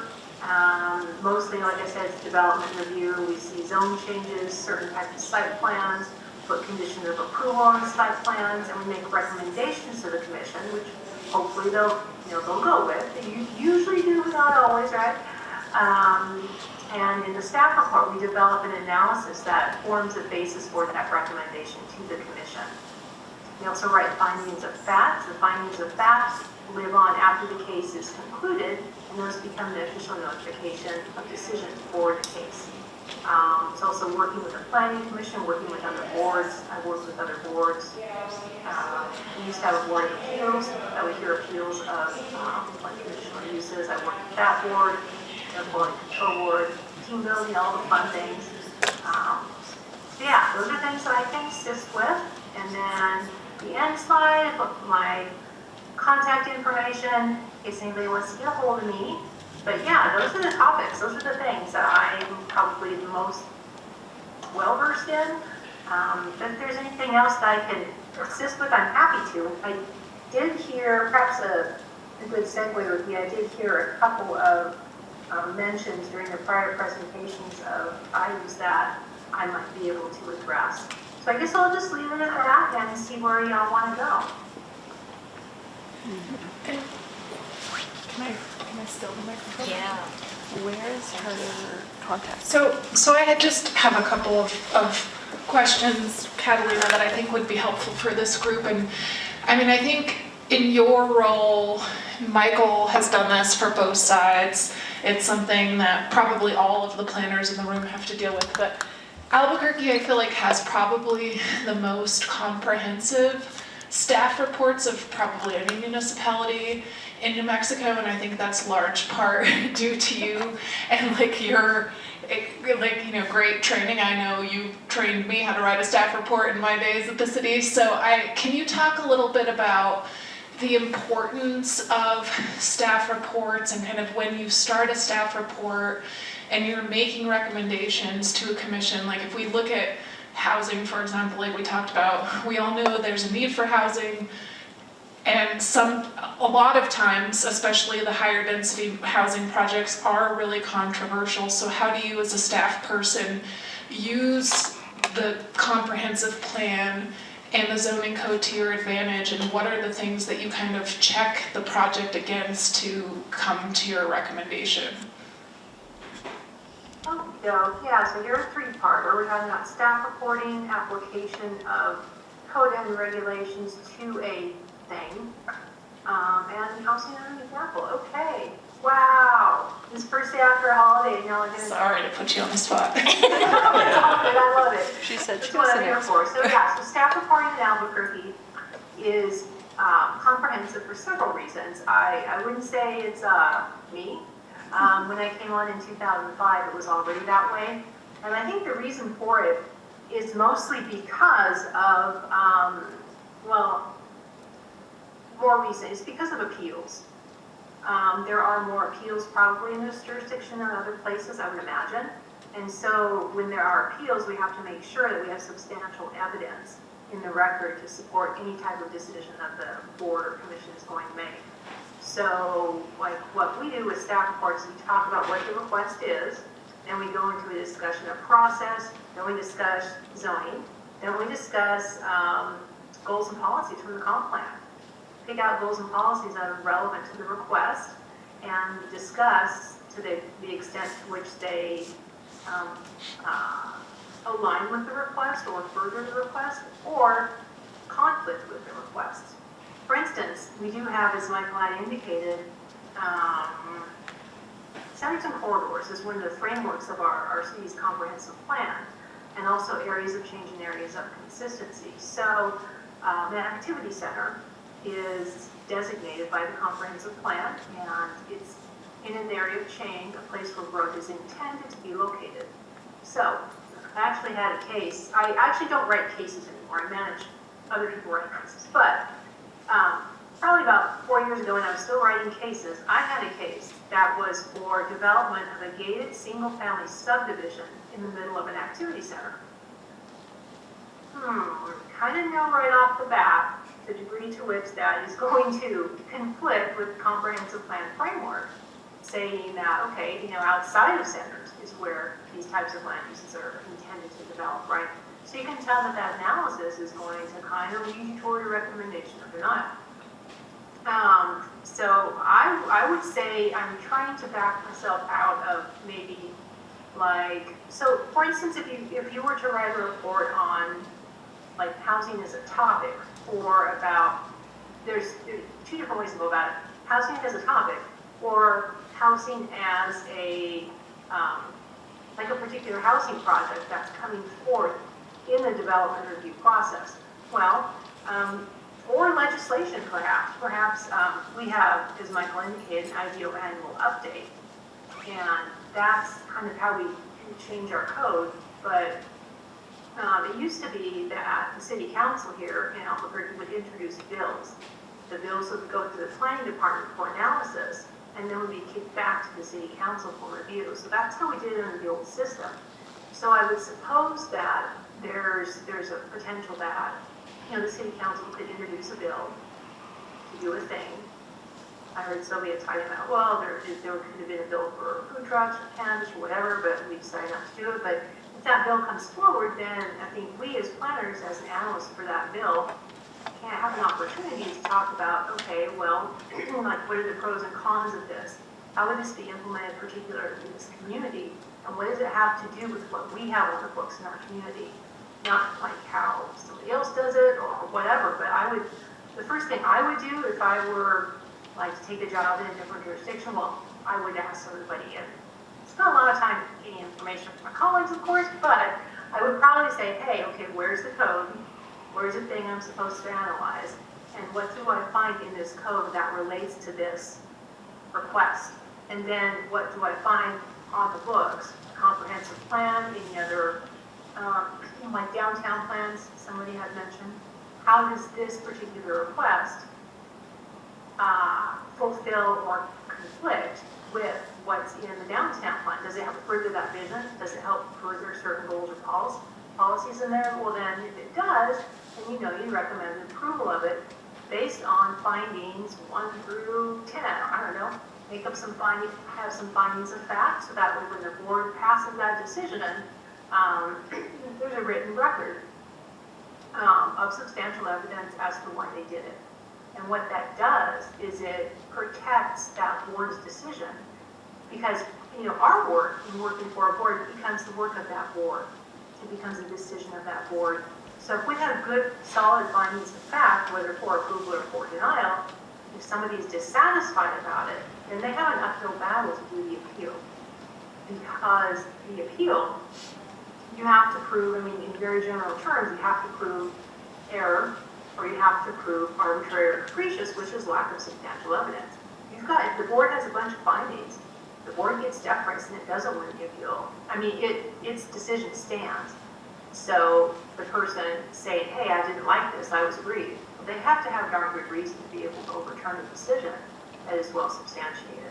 So that's kind of like our angle on things over here, but I think that it could be kind of like applied in a similar way that is particular to your jurisdiction and would be helpful in that area. If I'm totally off base, totally tell me, I'm good with it. But hopefully some of that is something that could be of assistance to you. No, I think that's great. And one follow-up question for you or Sylvia or Michael is, oftentimes you get a case that really just completely conflicts with the goals and policies or goes against what the city is trying to achieve. And can you all discuss, if you're in a scenario like that, how do you kind of approach the applicant to let them know of the conflict and make recommendations for changes, or do you have a process for that? I would imagine that those are the types of things that would be helpful to some of the smaller communities on how to kind of deal with that conflict and potentially make or provide recommendations or guide the applicant to make changes that would direct you to make a recommendation of approval for a case. Yeah, that's really good, Jessica. I think that's a good follow-up. So we get case assignments, and then we realize, okay, well, the first thing we do is once you get the case assignment, in a very timely manner, like as soon as you can, sit down and review all of the materials and make kind of a list of what you notice, what questions you have, what jumps off the paper for you. Like, oh, I'm looking at this. Somebody wants to build a 100-foot non-concealed array. That's prohibited actually, oopsies, you know, you might want, if it's really big like that, you may want to let them know right away. But, say that you're just going through the application materials, like I said, making a list of questions you have, making a list of, you know, hey, is there a notification complete? Did they pass intake, first of all? If they pass intake, what are the things on the intake list that need to be strengthened? What questions you have, and where you notice that there might be any sort of conflict, right? And if there's a gross conflict, you realize right away, it's like, hey, you know, I think it's best that we bring it up, and we just kind of be transparent about it. It's like, hey, we're the staff assigned to this, and we know there's a conflict here. And, you know, the agents know it too. They're just not going to tell you, and they're only going to provide, you know, the policies and rules that fulfill their angle of it, because that's their task, which is understandable. But our task as a municipal staff is to have a more well-rounded view in order to give the board or commission full information. So if the board or commission makes a decision that is based on full information, then that's kind of a win. Even though they may not go with your recommendation, which is a real bummer, because our recommendations are rooted completely in regulations and comprehensive plan. They are a policy determining body, so they could you know, steer that car a little differently if they choose to, as long as it's well substantiated. So the process of working with an applicant is we give them what's called a project memo, a review memo. Review memo, project memo, deficiency memo, whatever you want to call the thing. That's the product of that first review session when you sit down and take an initial look at that application. Then the next step is, you know, we'll have a project meeting with the applicant. They used to be in person, but now mostly they're on Zoom. So we check in with our applicants and say, I mean, the initial phone call is like, hey, I'm going to be working with you. Okay, cool. Then we have like a few days to review the project, then we get together, we discuss it, and we just kind of like, you know, it's also good to have some, you know, kind of like FaceTime or get to know the applicant and whatever and stuff. And then the land use process is iterative. You know, if you notice something that you forgot off of your first project memo, oh, you might call them up or email them or something. So you're consistently working together throughout the process. And I think a good example that Jessica's probably familiar with, and I hate to put you on the spot, but I guess it's my turn. No, just so anyway, there's a zone change recently to facilitate some redevelopment in our downtown, which would add additional housing to an established neighborhood. And some neighbors were very concerned about it, so it went on appeal, et cetera, et cetera. Their appeal was not successful, so the project will be built. And I know in the process of the consultant working with the, or should I say the agent, working on behalf of the developer, and working with the assigned staff planner, they had decided to request a different zone that would be very similar, but would still be able to achieve the objectives of the project, yet be a little bit more palatable to neighbors. Well, unfortunately, they still appealed. But I think the fact that they made concerted effort to work together made for a stronger project, a stronger process, and kind of a better, more productive hearing before the commission and on appeal. So yeah, I think I had to do that appeal. So anyways, yeah, I think it helped make everything. Gosh, this is terrible. I'm so sorry. So yeah, so I think it helped make everything just a little bit better. That process of really working with your applicants as much as you can. On occasion, particularly in the world of cell towers, speaking from my experience, you'll get one that might be particularly difficult or not amenable to any of the suggestions that you provide that are based on regulation or on compliance. And despite best efforts, you still might come to a place where you just kind of have to agree to disagree. And sometimes that happens. Of course, still trying to maintain good relationships to the degree that's possible. The wireless agents, they kind of push it, but you know, we still try to have good working relationships to the best degree possible. So yeah, that's my experience with respect to working with agents within the process of developing the review to take to board. Thank you, Catalina. I would agree with Catalina and share a couple of examples of similar cases that we have gone through in the recent past. One with DPS, with Rebecca's help with a developer. So when somebody wants to, when somebody comes and they say that they have a piece of property that they want to develop, our process involves, the first step is a pre-application. And sometimes we end up having pre-application. So we kind of just like loosely call them pre-application because not everybody involved from the county is at the table at that time. It might just be planners, it might just be public works with planners, so our county engineer. And we'll get their intent, like what is it that you're trying to achieve? And sometimes those conversations take into account like their density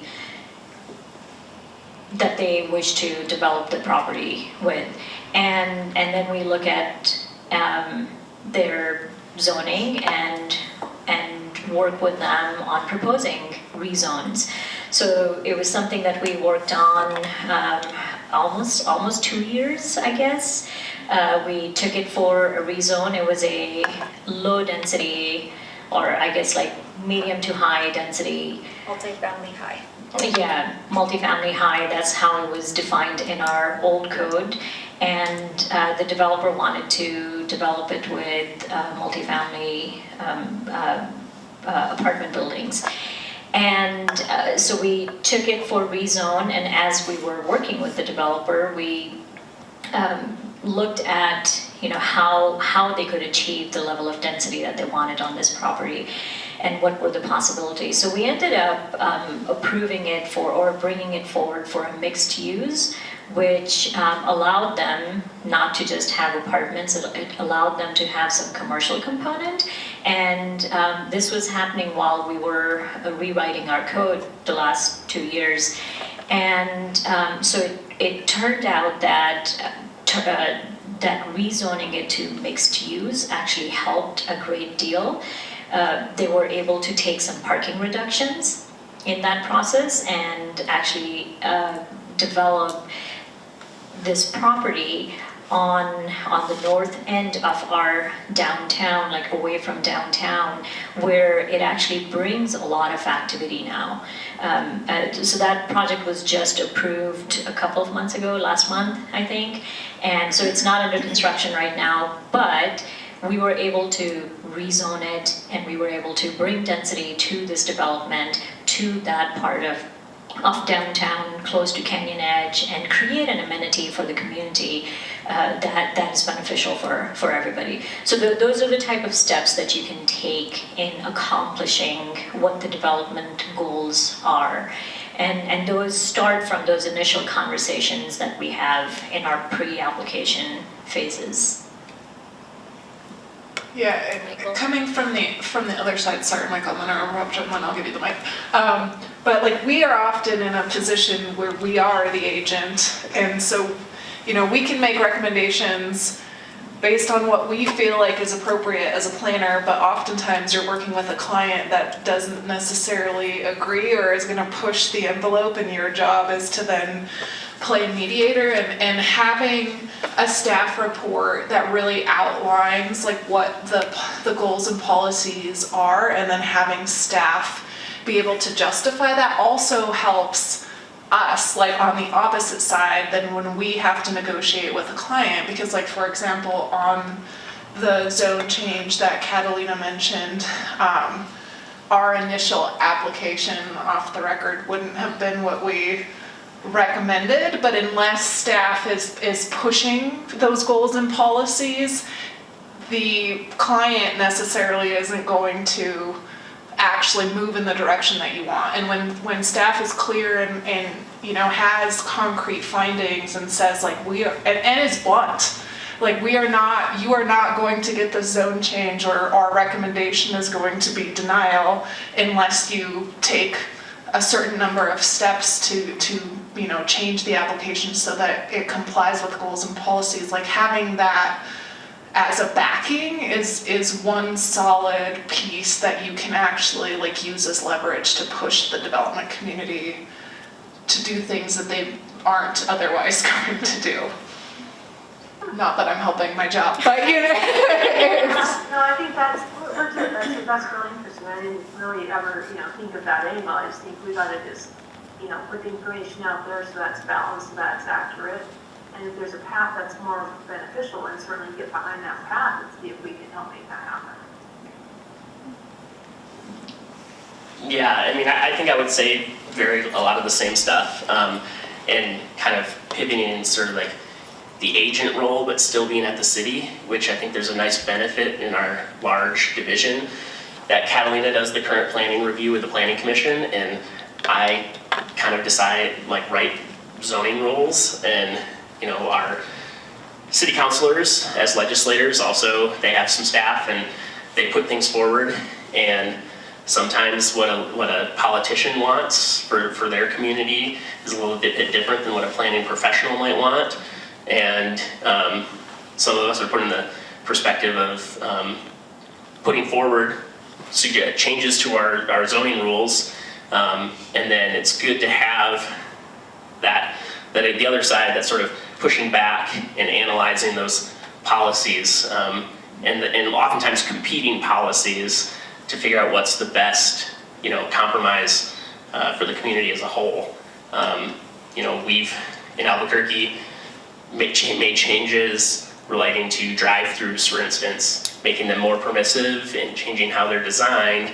We have economic development goals. We want new development to happen. We want more tax base, but car culture and other things is something as planners we want to perpetuate as much. So try to find those balances, and it's good to have that sort of someone who's doing the analysis to give the backing to sort of tweak what you're pushing forward and make it a better result in the end.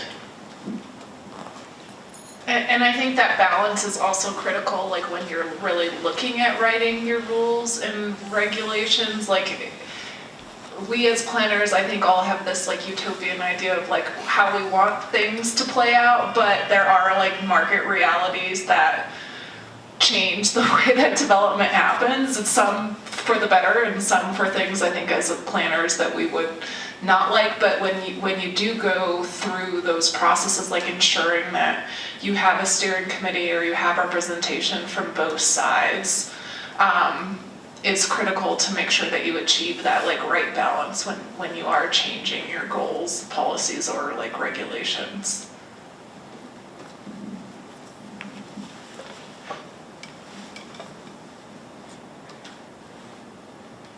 So back to Catalina. Are there any other aspects you can highlight from your list that we see on the screen? The official list, let's see. Well, I know you had mentioned their pre-application. We also have a pre-application review, and basically we have like a fillable form where you just give us some information about the site. Then we have about a week's time to we'll meet as a group. We put all of them in one bundle, meet as a group, and then we get it assigned. We have anywhere from like 1 to 6 of these pre-application inquiries per week. And it's a Google fillable form. You return that to us with the Zone Atlas page, fill in where the property is. We do the research, we let you know like where it's at, what regulations apply, what the process would be, and we give a handout regarding other things that they might need. Site plan administrative, development facilitation team review, board infrastructure, blah, blah, blah, subdivision, whatever. And then we just give those back to the applicants. So we don't like get involved in like trying to design or think through a thing for them. We mostly let them know what the proper process is, because we've got several buckets of process to figure out like where they need to go so that they can get started. That's mostly what our pre-application is for. It's more process oriented.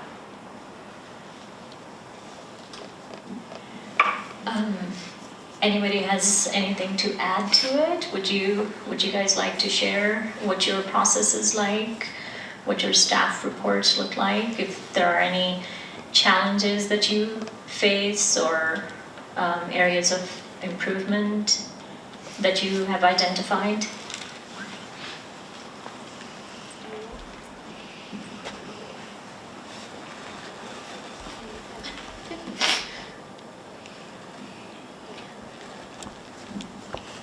Can't think of any? Would you like to share? The only thing that we're doing right now as far as the economic side is getting the ordinance for the commissioners. We've been working on that with not a quorum because it's easier.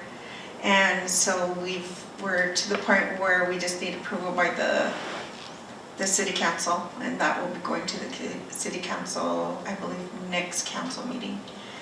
So that took a little bit. We're also working on our LEDA to change that, just to add a little bit more meat on that because it's really kind of weak. And so I'm glad the commissioners are proactive. They're wonderful. They really have provided me guidance as to what they would like to see. And they just have this big long list of stuff to do. So I'm excited to start working on that, and it's just an exciting time for me. I'm learning a lot. Some things that I come from more the federal side of things, and so I don't really know municipality type of things. So they're educating me really fast. So it's really nice. They're almost like my tutors. And so they give me good guidance, and so I'm thankful for that. Could you share? There you go. I'm interested in learning a little more about your LEDA. What are the type of like some things that you can mention that your councilors and commissioners really want to push for? So the main part that they see is the tribal side. We have 2 tribes. Okewinga on the north and Santa Clara Pueblo on the south. And there's hardly any verbiage about that. And so they were working really hard on making sure that part of it is changed. The other part is just kind of adding a little bit more stronger wording to all the areas. And that's pretty much it, is the tribal side, because they really want to have that relationship to develop that, because it's really weak. So these would be the tools that would give the tribal communities, adjacent tribal communities, to actually participate in LEDA that's offered by Espanola, City of Espanola, and in collaboration with the state. Right, if they wish, yes. That's very forward thinking for the city to actually work on that. Right. Thank you. That's really cool. It's not a new thing. I'm sitting here Googling LEDA. Because we are so specialized in Albuquerque's home rules, so we don't interface with state things that much. So now I have learned that as local economic development. Yeah. Okay, cool. Yeah, thanks for that. I have a question, just from your list of skills. Oh, yeah. About coaching and mentoring and training. Since you're in a bigger city, I'm sure you hire a lot of entry level and mid-career people. How do you train them? How do you mentor them? Because there are so many cities in New Mexico that are so much smaller, they don't really have the capacity or the additional people with longer years of experience. So how can we learn from your mentoring practice to maybe apply that for others who could use more info? Yeah, that's cool. I appreciate the opportunity to be able to talk about this. It's growing to be one of my favorite things. Because as senior, we have associate planner, senior planner, and principal planner. Principal planner positions are relatively new. But I was senior planner in 2006 and sort of received some training here and there, but it's mostly just bust out reports for hard cases, year after year after year. In the last few years, I've been very fortunate, well, maybe not so fortunate, to try to manage a section and do the reports. That's the part that was not fortunate, but now we've gotten over that hump. Things are good, and I'm very grateful for our division. And like in terms of mentoring, like one thing that I think is really important is to try to give consistent direction and feedback to everyone. So, I mean, with so much turnover and so many people just kind of coming and going, it's important to be like, hey, here's the reason why we do what we do, how we do it. Not like, okay, well, here's your red line. Just one thing I'm doing today is more red lines.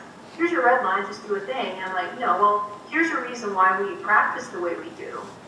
And because of this case, and because, it's beneficial to be transparent about all this, so that people understand and they're practicing very consistently with the way that, I was originally taught and the way that we continue forward. Not to say we don't change anything ever, because we do.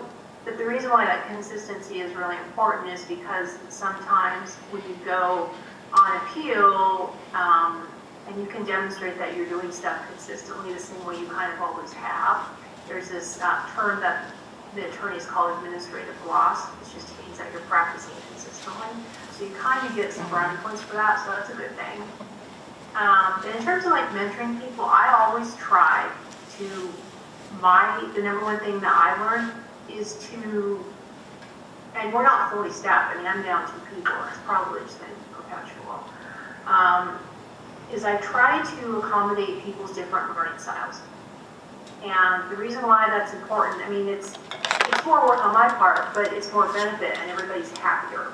I've had, like, here's an example. Okay, there's a big shopping center site in Albuquerque that was, I don't know how big it was, 12 acres, say. It was being amended, a portion of that shopping center was being amended to allow, they're meant to allow a drive-through coffee use. What might that be? So anyway, so the bottom like, 2-acre tract was being amended in this larger shopping center site plan. So to do the legal ad, you have to piece together every single parcel and string together the legal ad.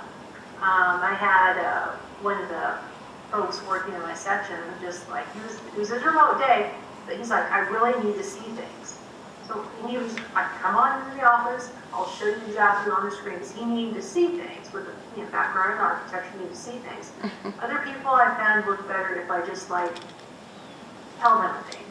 Other people need to be more engaged. So it just, and that's something that I figured out recently, although I'm like in career now, it's like, gee, that's ironic. I'm learning all the cool things now, really enjoying it, but is to take each person into account as much as you can as an individual for their style, yet share with them similar types of practice so that everybody stays kind of on the same train tracks, but in their own, kind of their own way. If that makes any sense.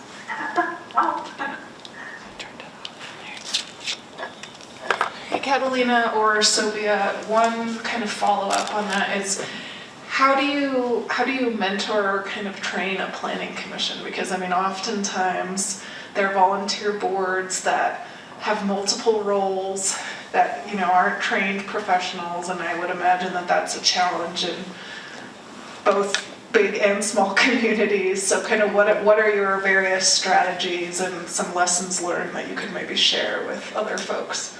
Oh my gosh, that's a fun question. I was looking for my emojis. I don't see any emojis.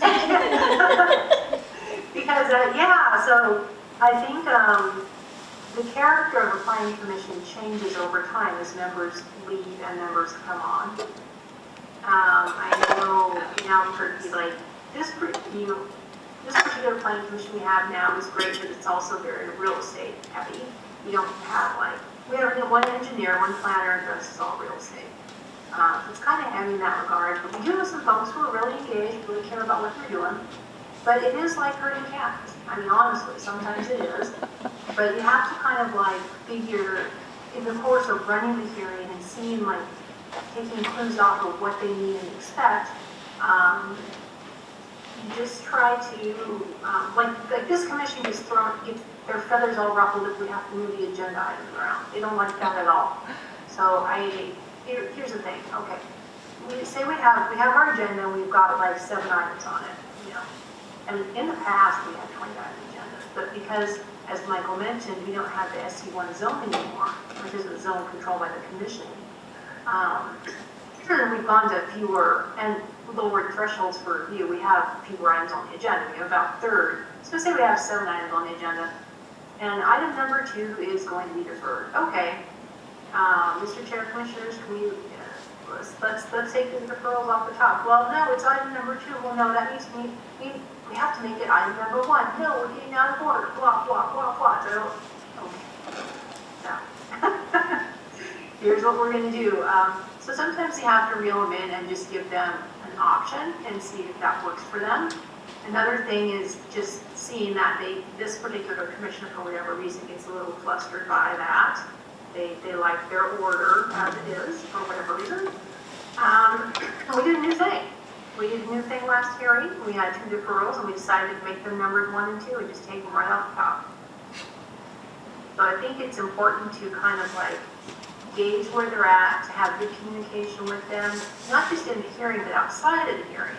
Particularly, one tip is always, if you're going to have a special hearing, let them know in advance. Because they can get kind of crabby if they have to have a special hearing with like little notice. Something like that.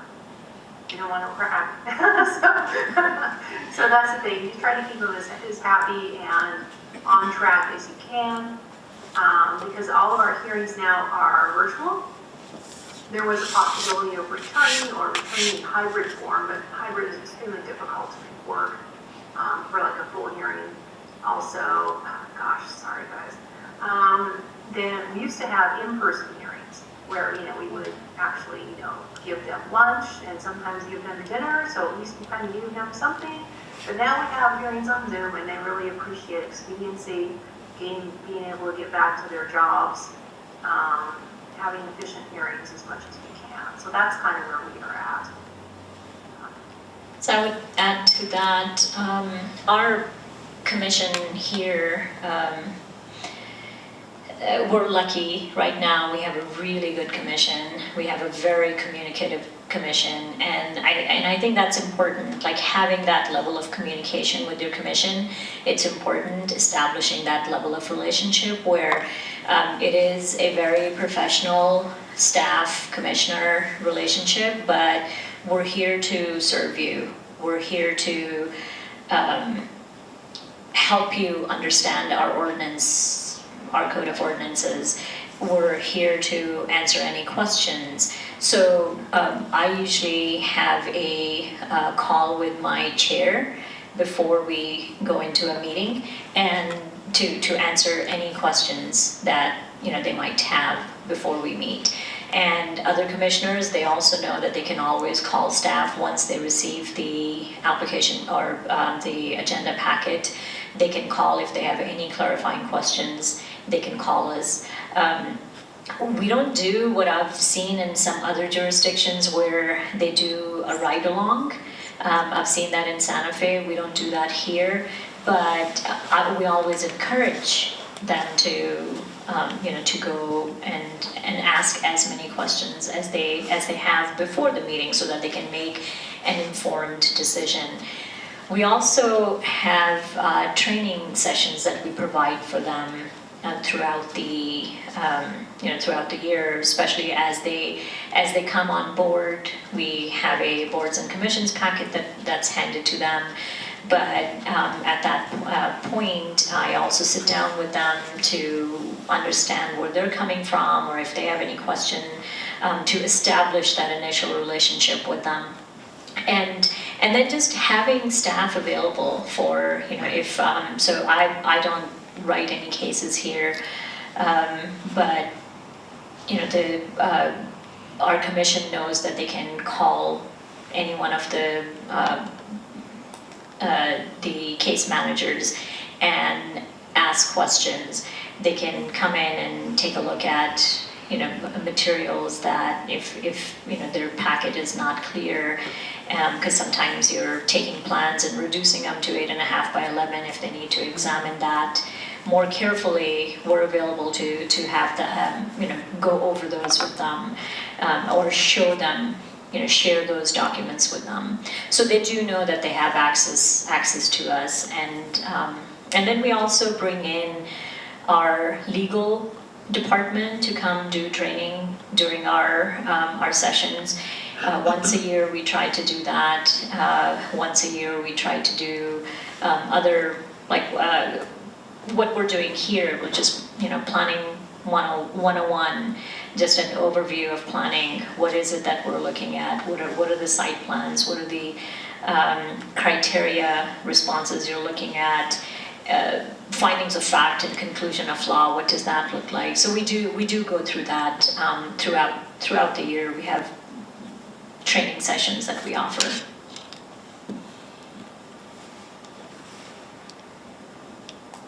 I think we're almost at the end of our time. Does anybody have any kind of closing questions? So we can, I see that it started to rain. I don't know how long it's going to rain for, but we do have a site that we can go to take a look if everybody has time. It'll be maybe about 5 to 8 minute walk. We can go through downtown and we can talk about some of the development that's coming along, some of the cases that we've approved, and show you a couple of sites before we end. So we can take a 5-minute break if there aren't any questions, and we can meet in the lobby and walk over. Thank you very much, everybody, for coming and your participation. This has been wonderful. And thank you, Jessica. Thank you, Catalina. Yeah, thank you, Sylvia, Catalina, Michael. And there will be CM credits for those of you that need them, so I will send out a link tomorrow to where you can obtain those. So this is one of the 3 county-owned parcels. The first parcel almost ends over here at this curb, from the street to this end of the curb. That's one parcel which is under contract by a private developer currently. They want to develop it with a commercial building, including some residential lofts or something. So again, what they're bringing forward to us is a 2 to 3 story building max. This property is the second one of the parcels. It goes all the way over there and comes down to that street, which is extension of 20th Street. So this is 20th Street that comes down from downtown. And then the last piece is that the building that you see and the entire lot that's over to the west of, or over to the east of that, all the way out to those the storage trailers. So that's the third chunk of the parcels. So right now, these are the 3 parcels. Originally there were 7 parcels.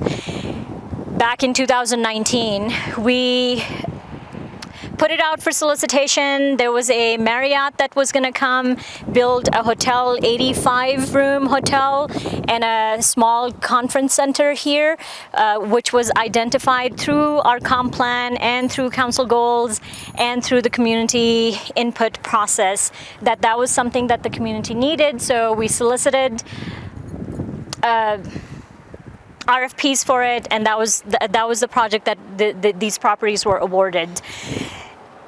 With COVID, that developer pulled out last November. They could not pencil in their pro forma.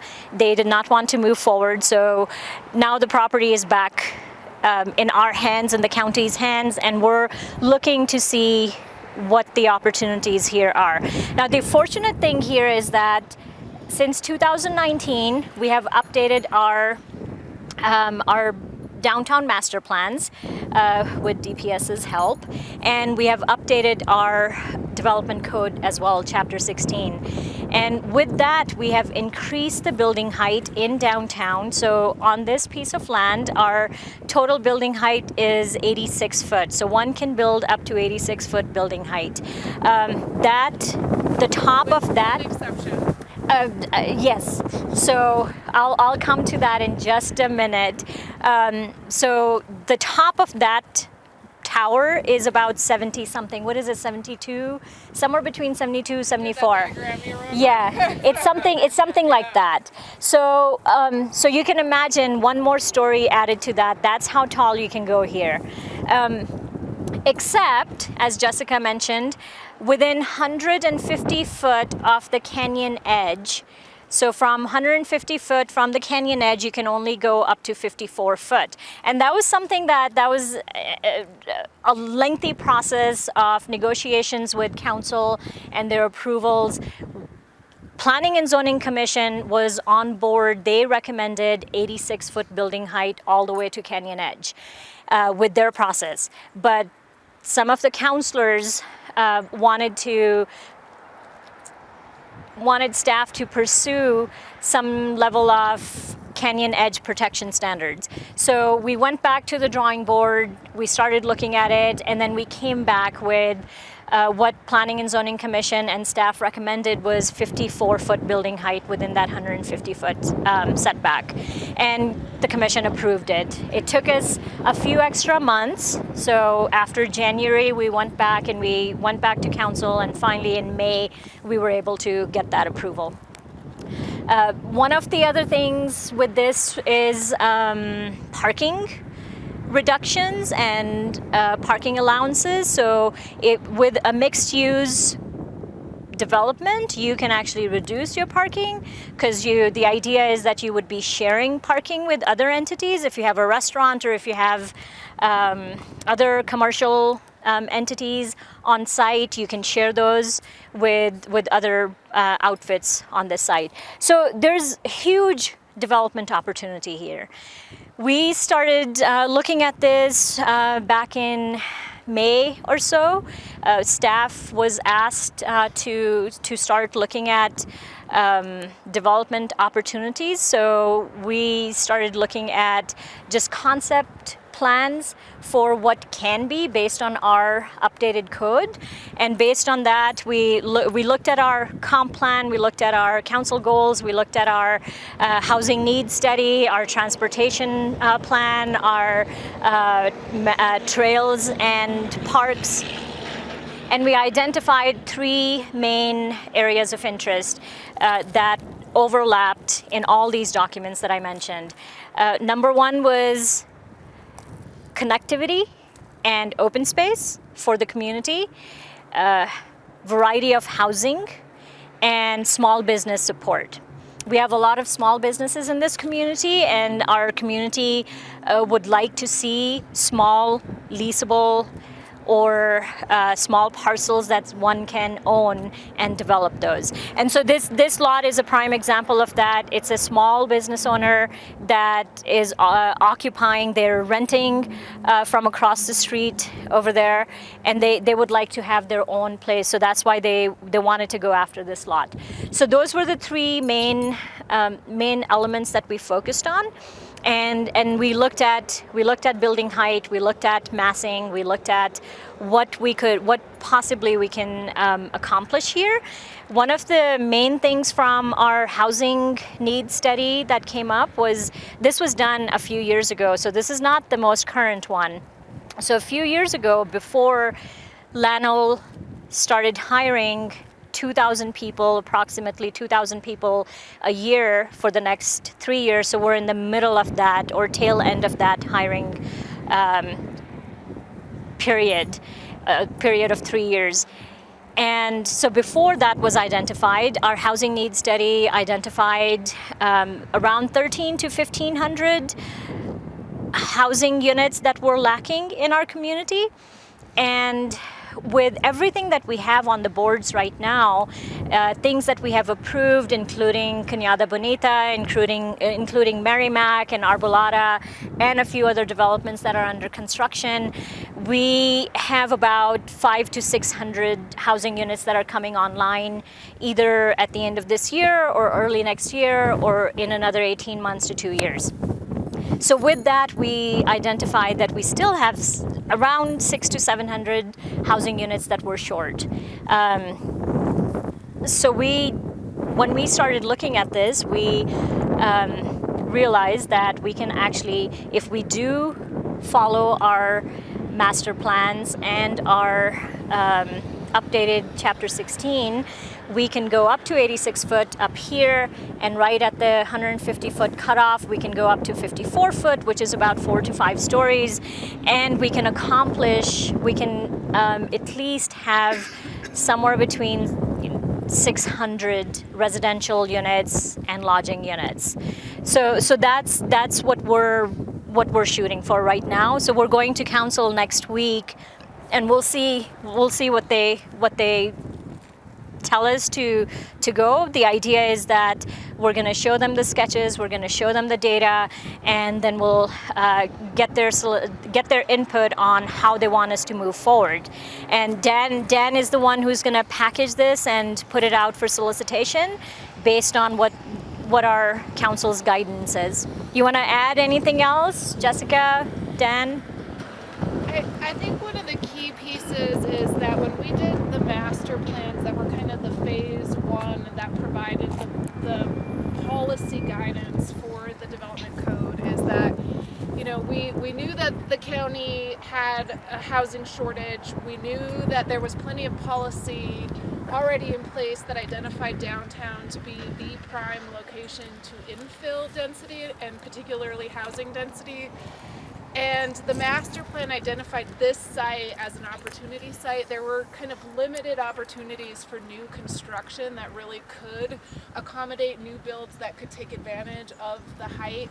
But in order to incentivize and really get to the housing counts, we needed the height and we needed the parking reduction. Without those two items, we wouldn't even get to the 600 unit housing count. So this is going to be one prime kind of takeaway of what the development code could do. I think Merrimack is the other, and that's, you know, we should send out the development plan for that, because that's a redevelopment site that the county has been talking about for decades.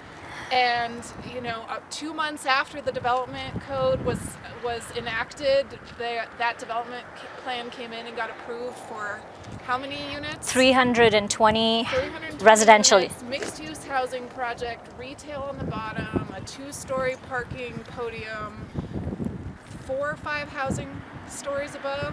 Yes, five stories above. Mixed-use project that would not have happened without the development code, and like allowing those incentives. Yeah, think of every cool downtown that you've ever been in. You know, all the fun little, you know, here would be all the little cool little mountain towns with little districts, like in Albuquerque or in Santa Fe. And what is the one common thread? They don't have, you know, they were built at a time when we were not so directed by the automobile. And without those, we would never get the density, we would never get that cool sort of vibrancy that we're looking for with current parking standards. And it's across the country, it's one of the worst things that we've done in zoning over the last 30, maybe even 40 years. Mm-hmm. You know, it's my generation's of planners' mistake that we are, you know, trying to rectify now. And hopefully, you know, the next generation coming up and our communities will start to recognize transportation, walking, pedestrian orientation, those kinds of things ties into our downtown. You know, imagine this is a direct conduit that goes right into our downtown. Just across is Ashley Pond. We do community concerts there. We have Oktoberfest, the beer festival, every weekend. That is a programmed space that draws thousands into our downtown, and there's nowhere for them to go yet. And that's what we need to happen here. They can walk across, live here, maybe have a car, maybe not have a car, and use our public transportation to get them into the lab, get them out west of town, and all parts south. So we think that's a huge the other part of that is it's going to take time. It takes patience. Marriott didn't work out. We redeveloped the code. We got all of those sort of grounding documents to where we can get the density that we're hoping we're able to get. We're going to take it out to the market and see what happens. I'm very confident that we're going to get some really good solicitations and really good ideas for how to best develop this property. It's a little bit of a weird time just with what the finance markets are doing, the capital markets are doing, so that makes it a little bit hard on the development side, but I still think we're going to get something that's going to be able to pencil and we're going to be able to get built. And I can't wait to see you all here in another year when we're breaking ground. Needs are housing. Obviously, everything falls around housing. But what else does your community need? And it takes time to make these changes. It takes time to go through the legislative process and make these policy changes so that you can implement developments like that, or hope for developments like that. So we're very excited about this. I think it's an opportunity that we can really hope that some developer will come and seize the day. And I think there was a lot of analysis, more so than we anticipated. I mean, it's Los Alamos. We should have known. We needed more data, but there was a lot of upfront work that was done. Like, there was a couple years of studies in terms of the housing study to show like what the need was in terms of units, but the 2 years or so that it took us to do the master plan, there was a lot of analysis that we had to do internally that we weren't necessarily anticipating in terms of like really looking at, okay, well, where are your opportunity sites? How many units can we really fit on those sites? And what are the code changes that are going to need to happen to make those things pencil out and work? And then the battle of how do we then go and actually make those code changes, but that analysis that was done in the master plan that set the vision or reiterated the vision that was already there, and having that data to show what we needed in order to make those projects happen. We went through an entire phase when we actually got to the code rewrite of like spreadsheets where we had gone through all of the development proposals that failed in terms of like what they provided in terms of parking, where they really were in terms of their pro forma, and like the code changes that needed to happen in order to get those projects off the ground. But without that data, we would have never convinced the council. And it was painstaking. Yeah, it was scenario after scenario after scenario. We had spreadsheets, like massing models. It was a huge amount of effort. We were sent back after all that data. We were sent back by council to review and analyze more and bring it back again. And even with that, we're thinking that, okay, we've done everything that they asked us for, and we will go in. There were still questions, and we were asked to go back and take a look at it again. So it took us a few times to go back and get those approvals, but I mean, we ran like 6 different parking scenarios in the grand scheme of things. So we had to take a property like this. There were 2 other properties that we looked at, and we did analysis of what can be, what are the possibilities, how many parking spaces would you need, what square footage can you build, and if you change this one requirement for a use, what is it going to do to your pro forma? Yeah, so we ran all those numbers, and we were able to achieve that. So we're very proud of all the work that we put into it. The last 2 years, they've been painful.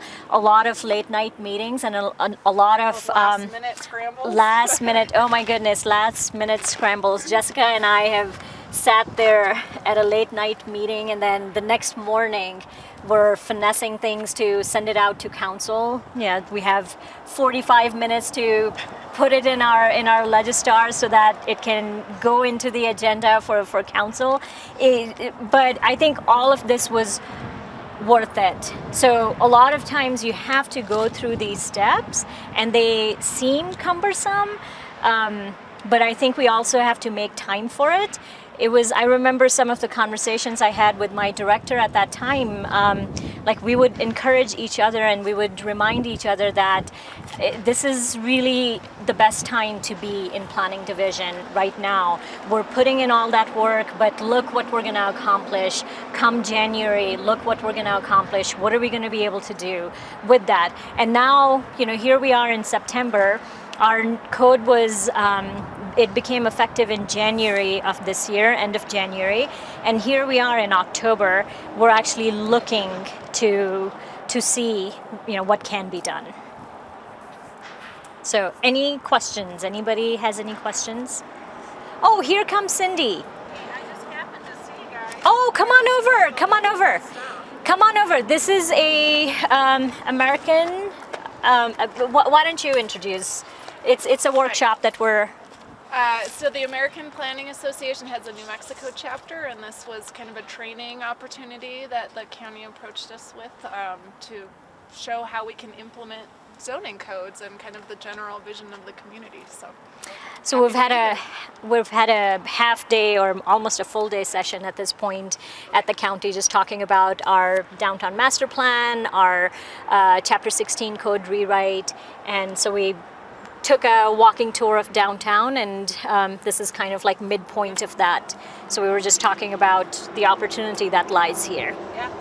That's a great opportunity for us. Yes. You probably told them. We did, yes. Yes, so Cindy is the one who's under contract with this lot right now. And Cindy, it ends over here at this curb, right? Well, I think this is actually shared access. Oh, okay. Yeah, so it's over. There's a driveway that was slated to come through here potentially. For access to both of these lots. Yeah. So. Okay. Yes. Yes. So it's exciting. Yeah, I'm very excited. I guess my only plug-in would be speaking of codes and things like that, right? So construction costs are astronomical right now.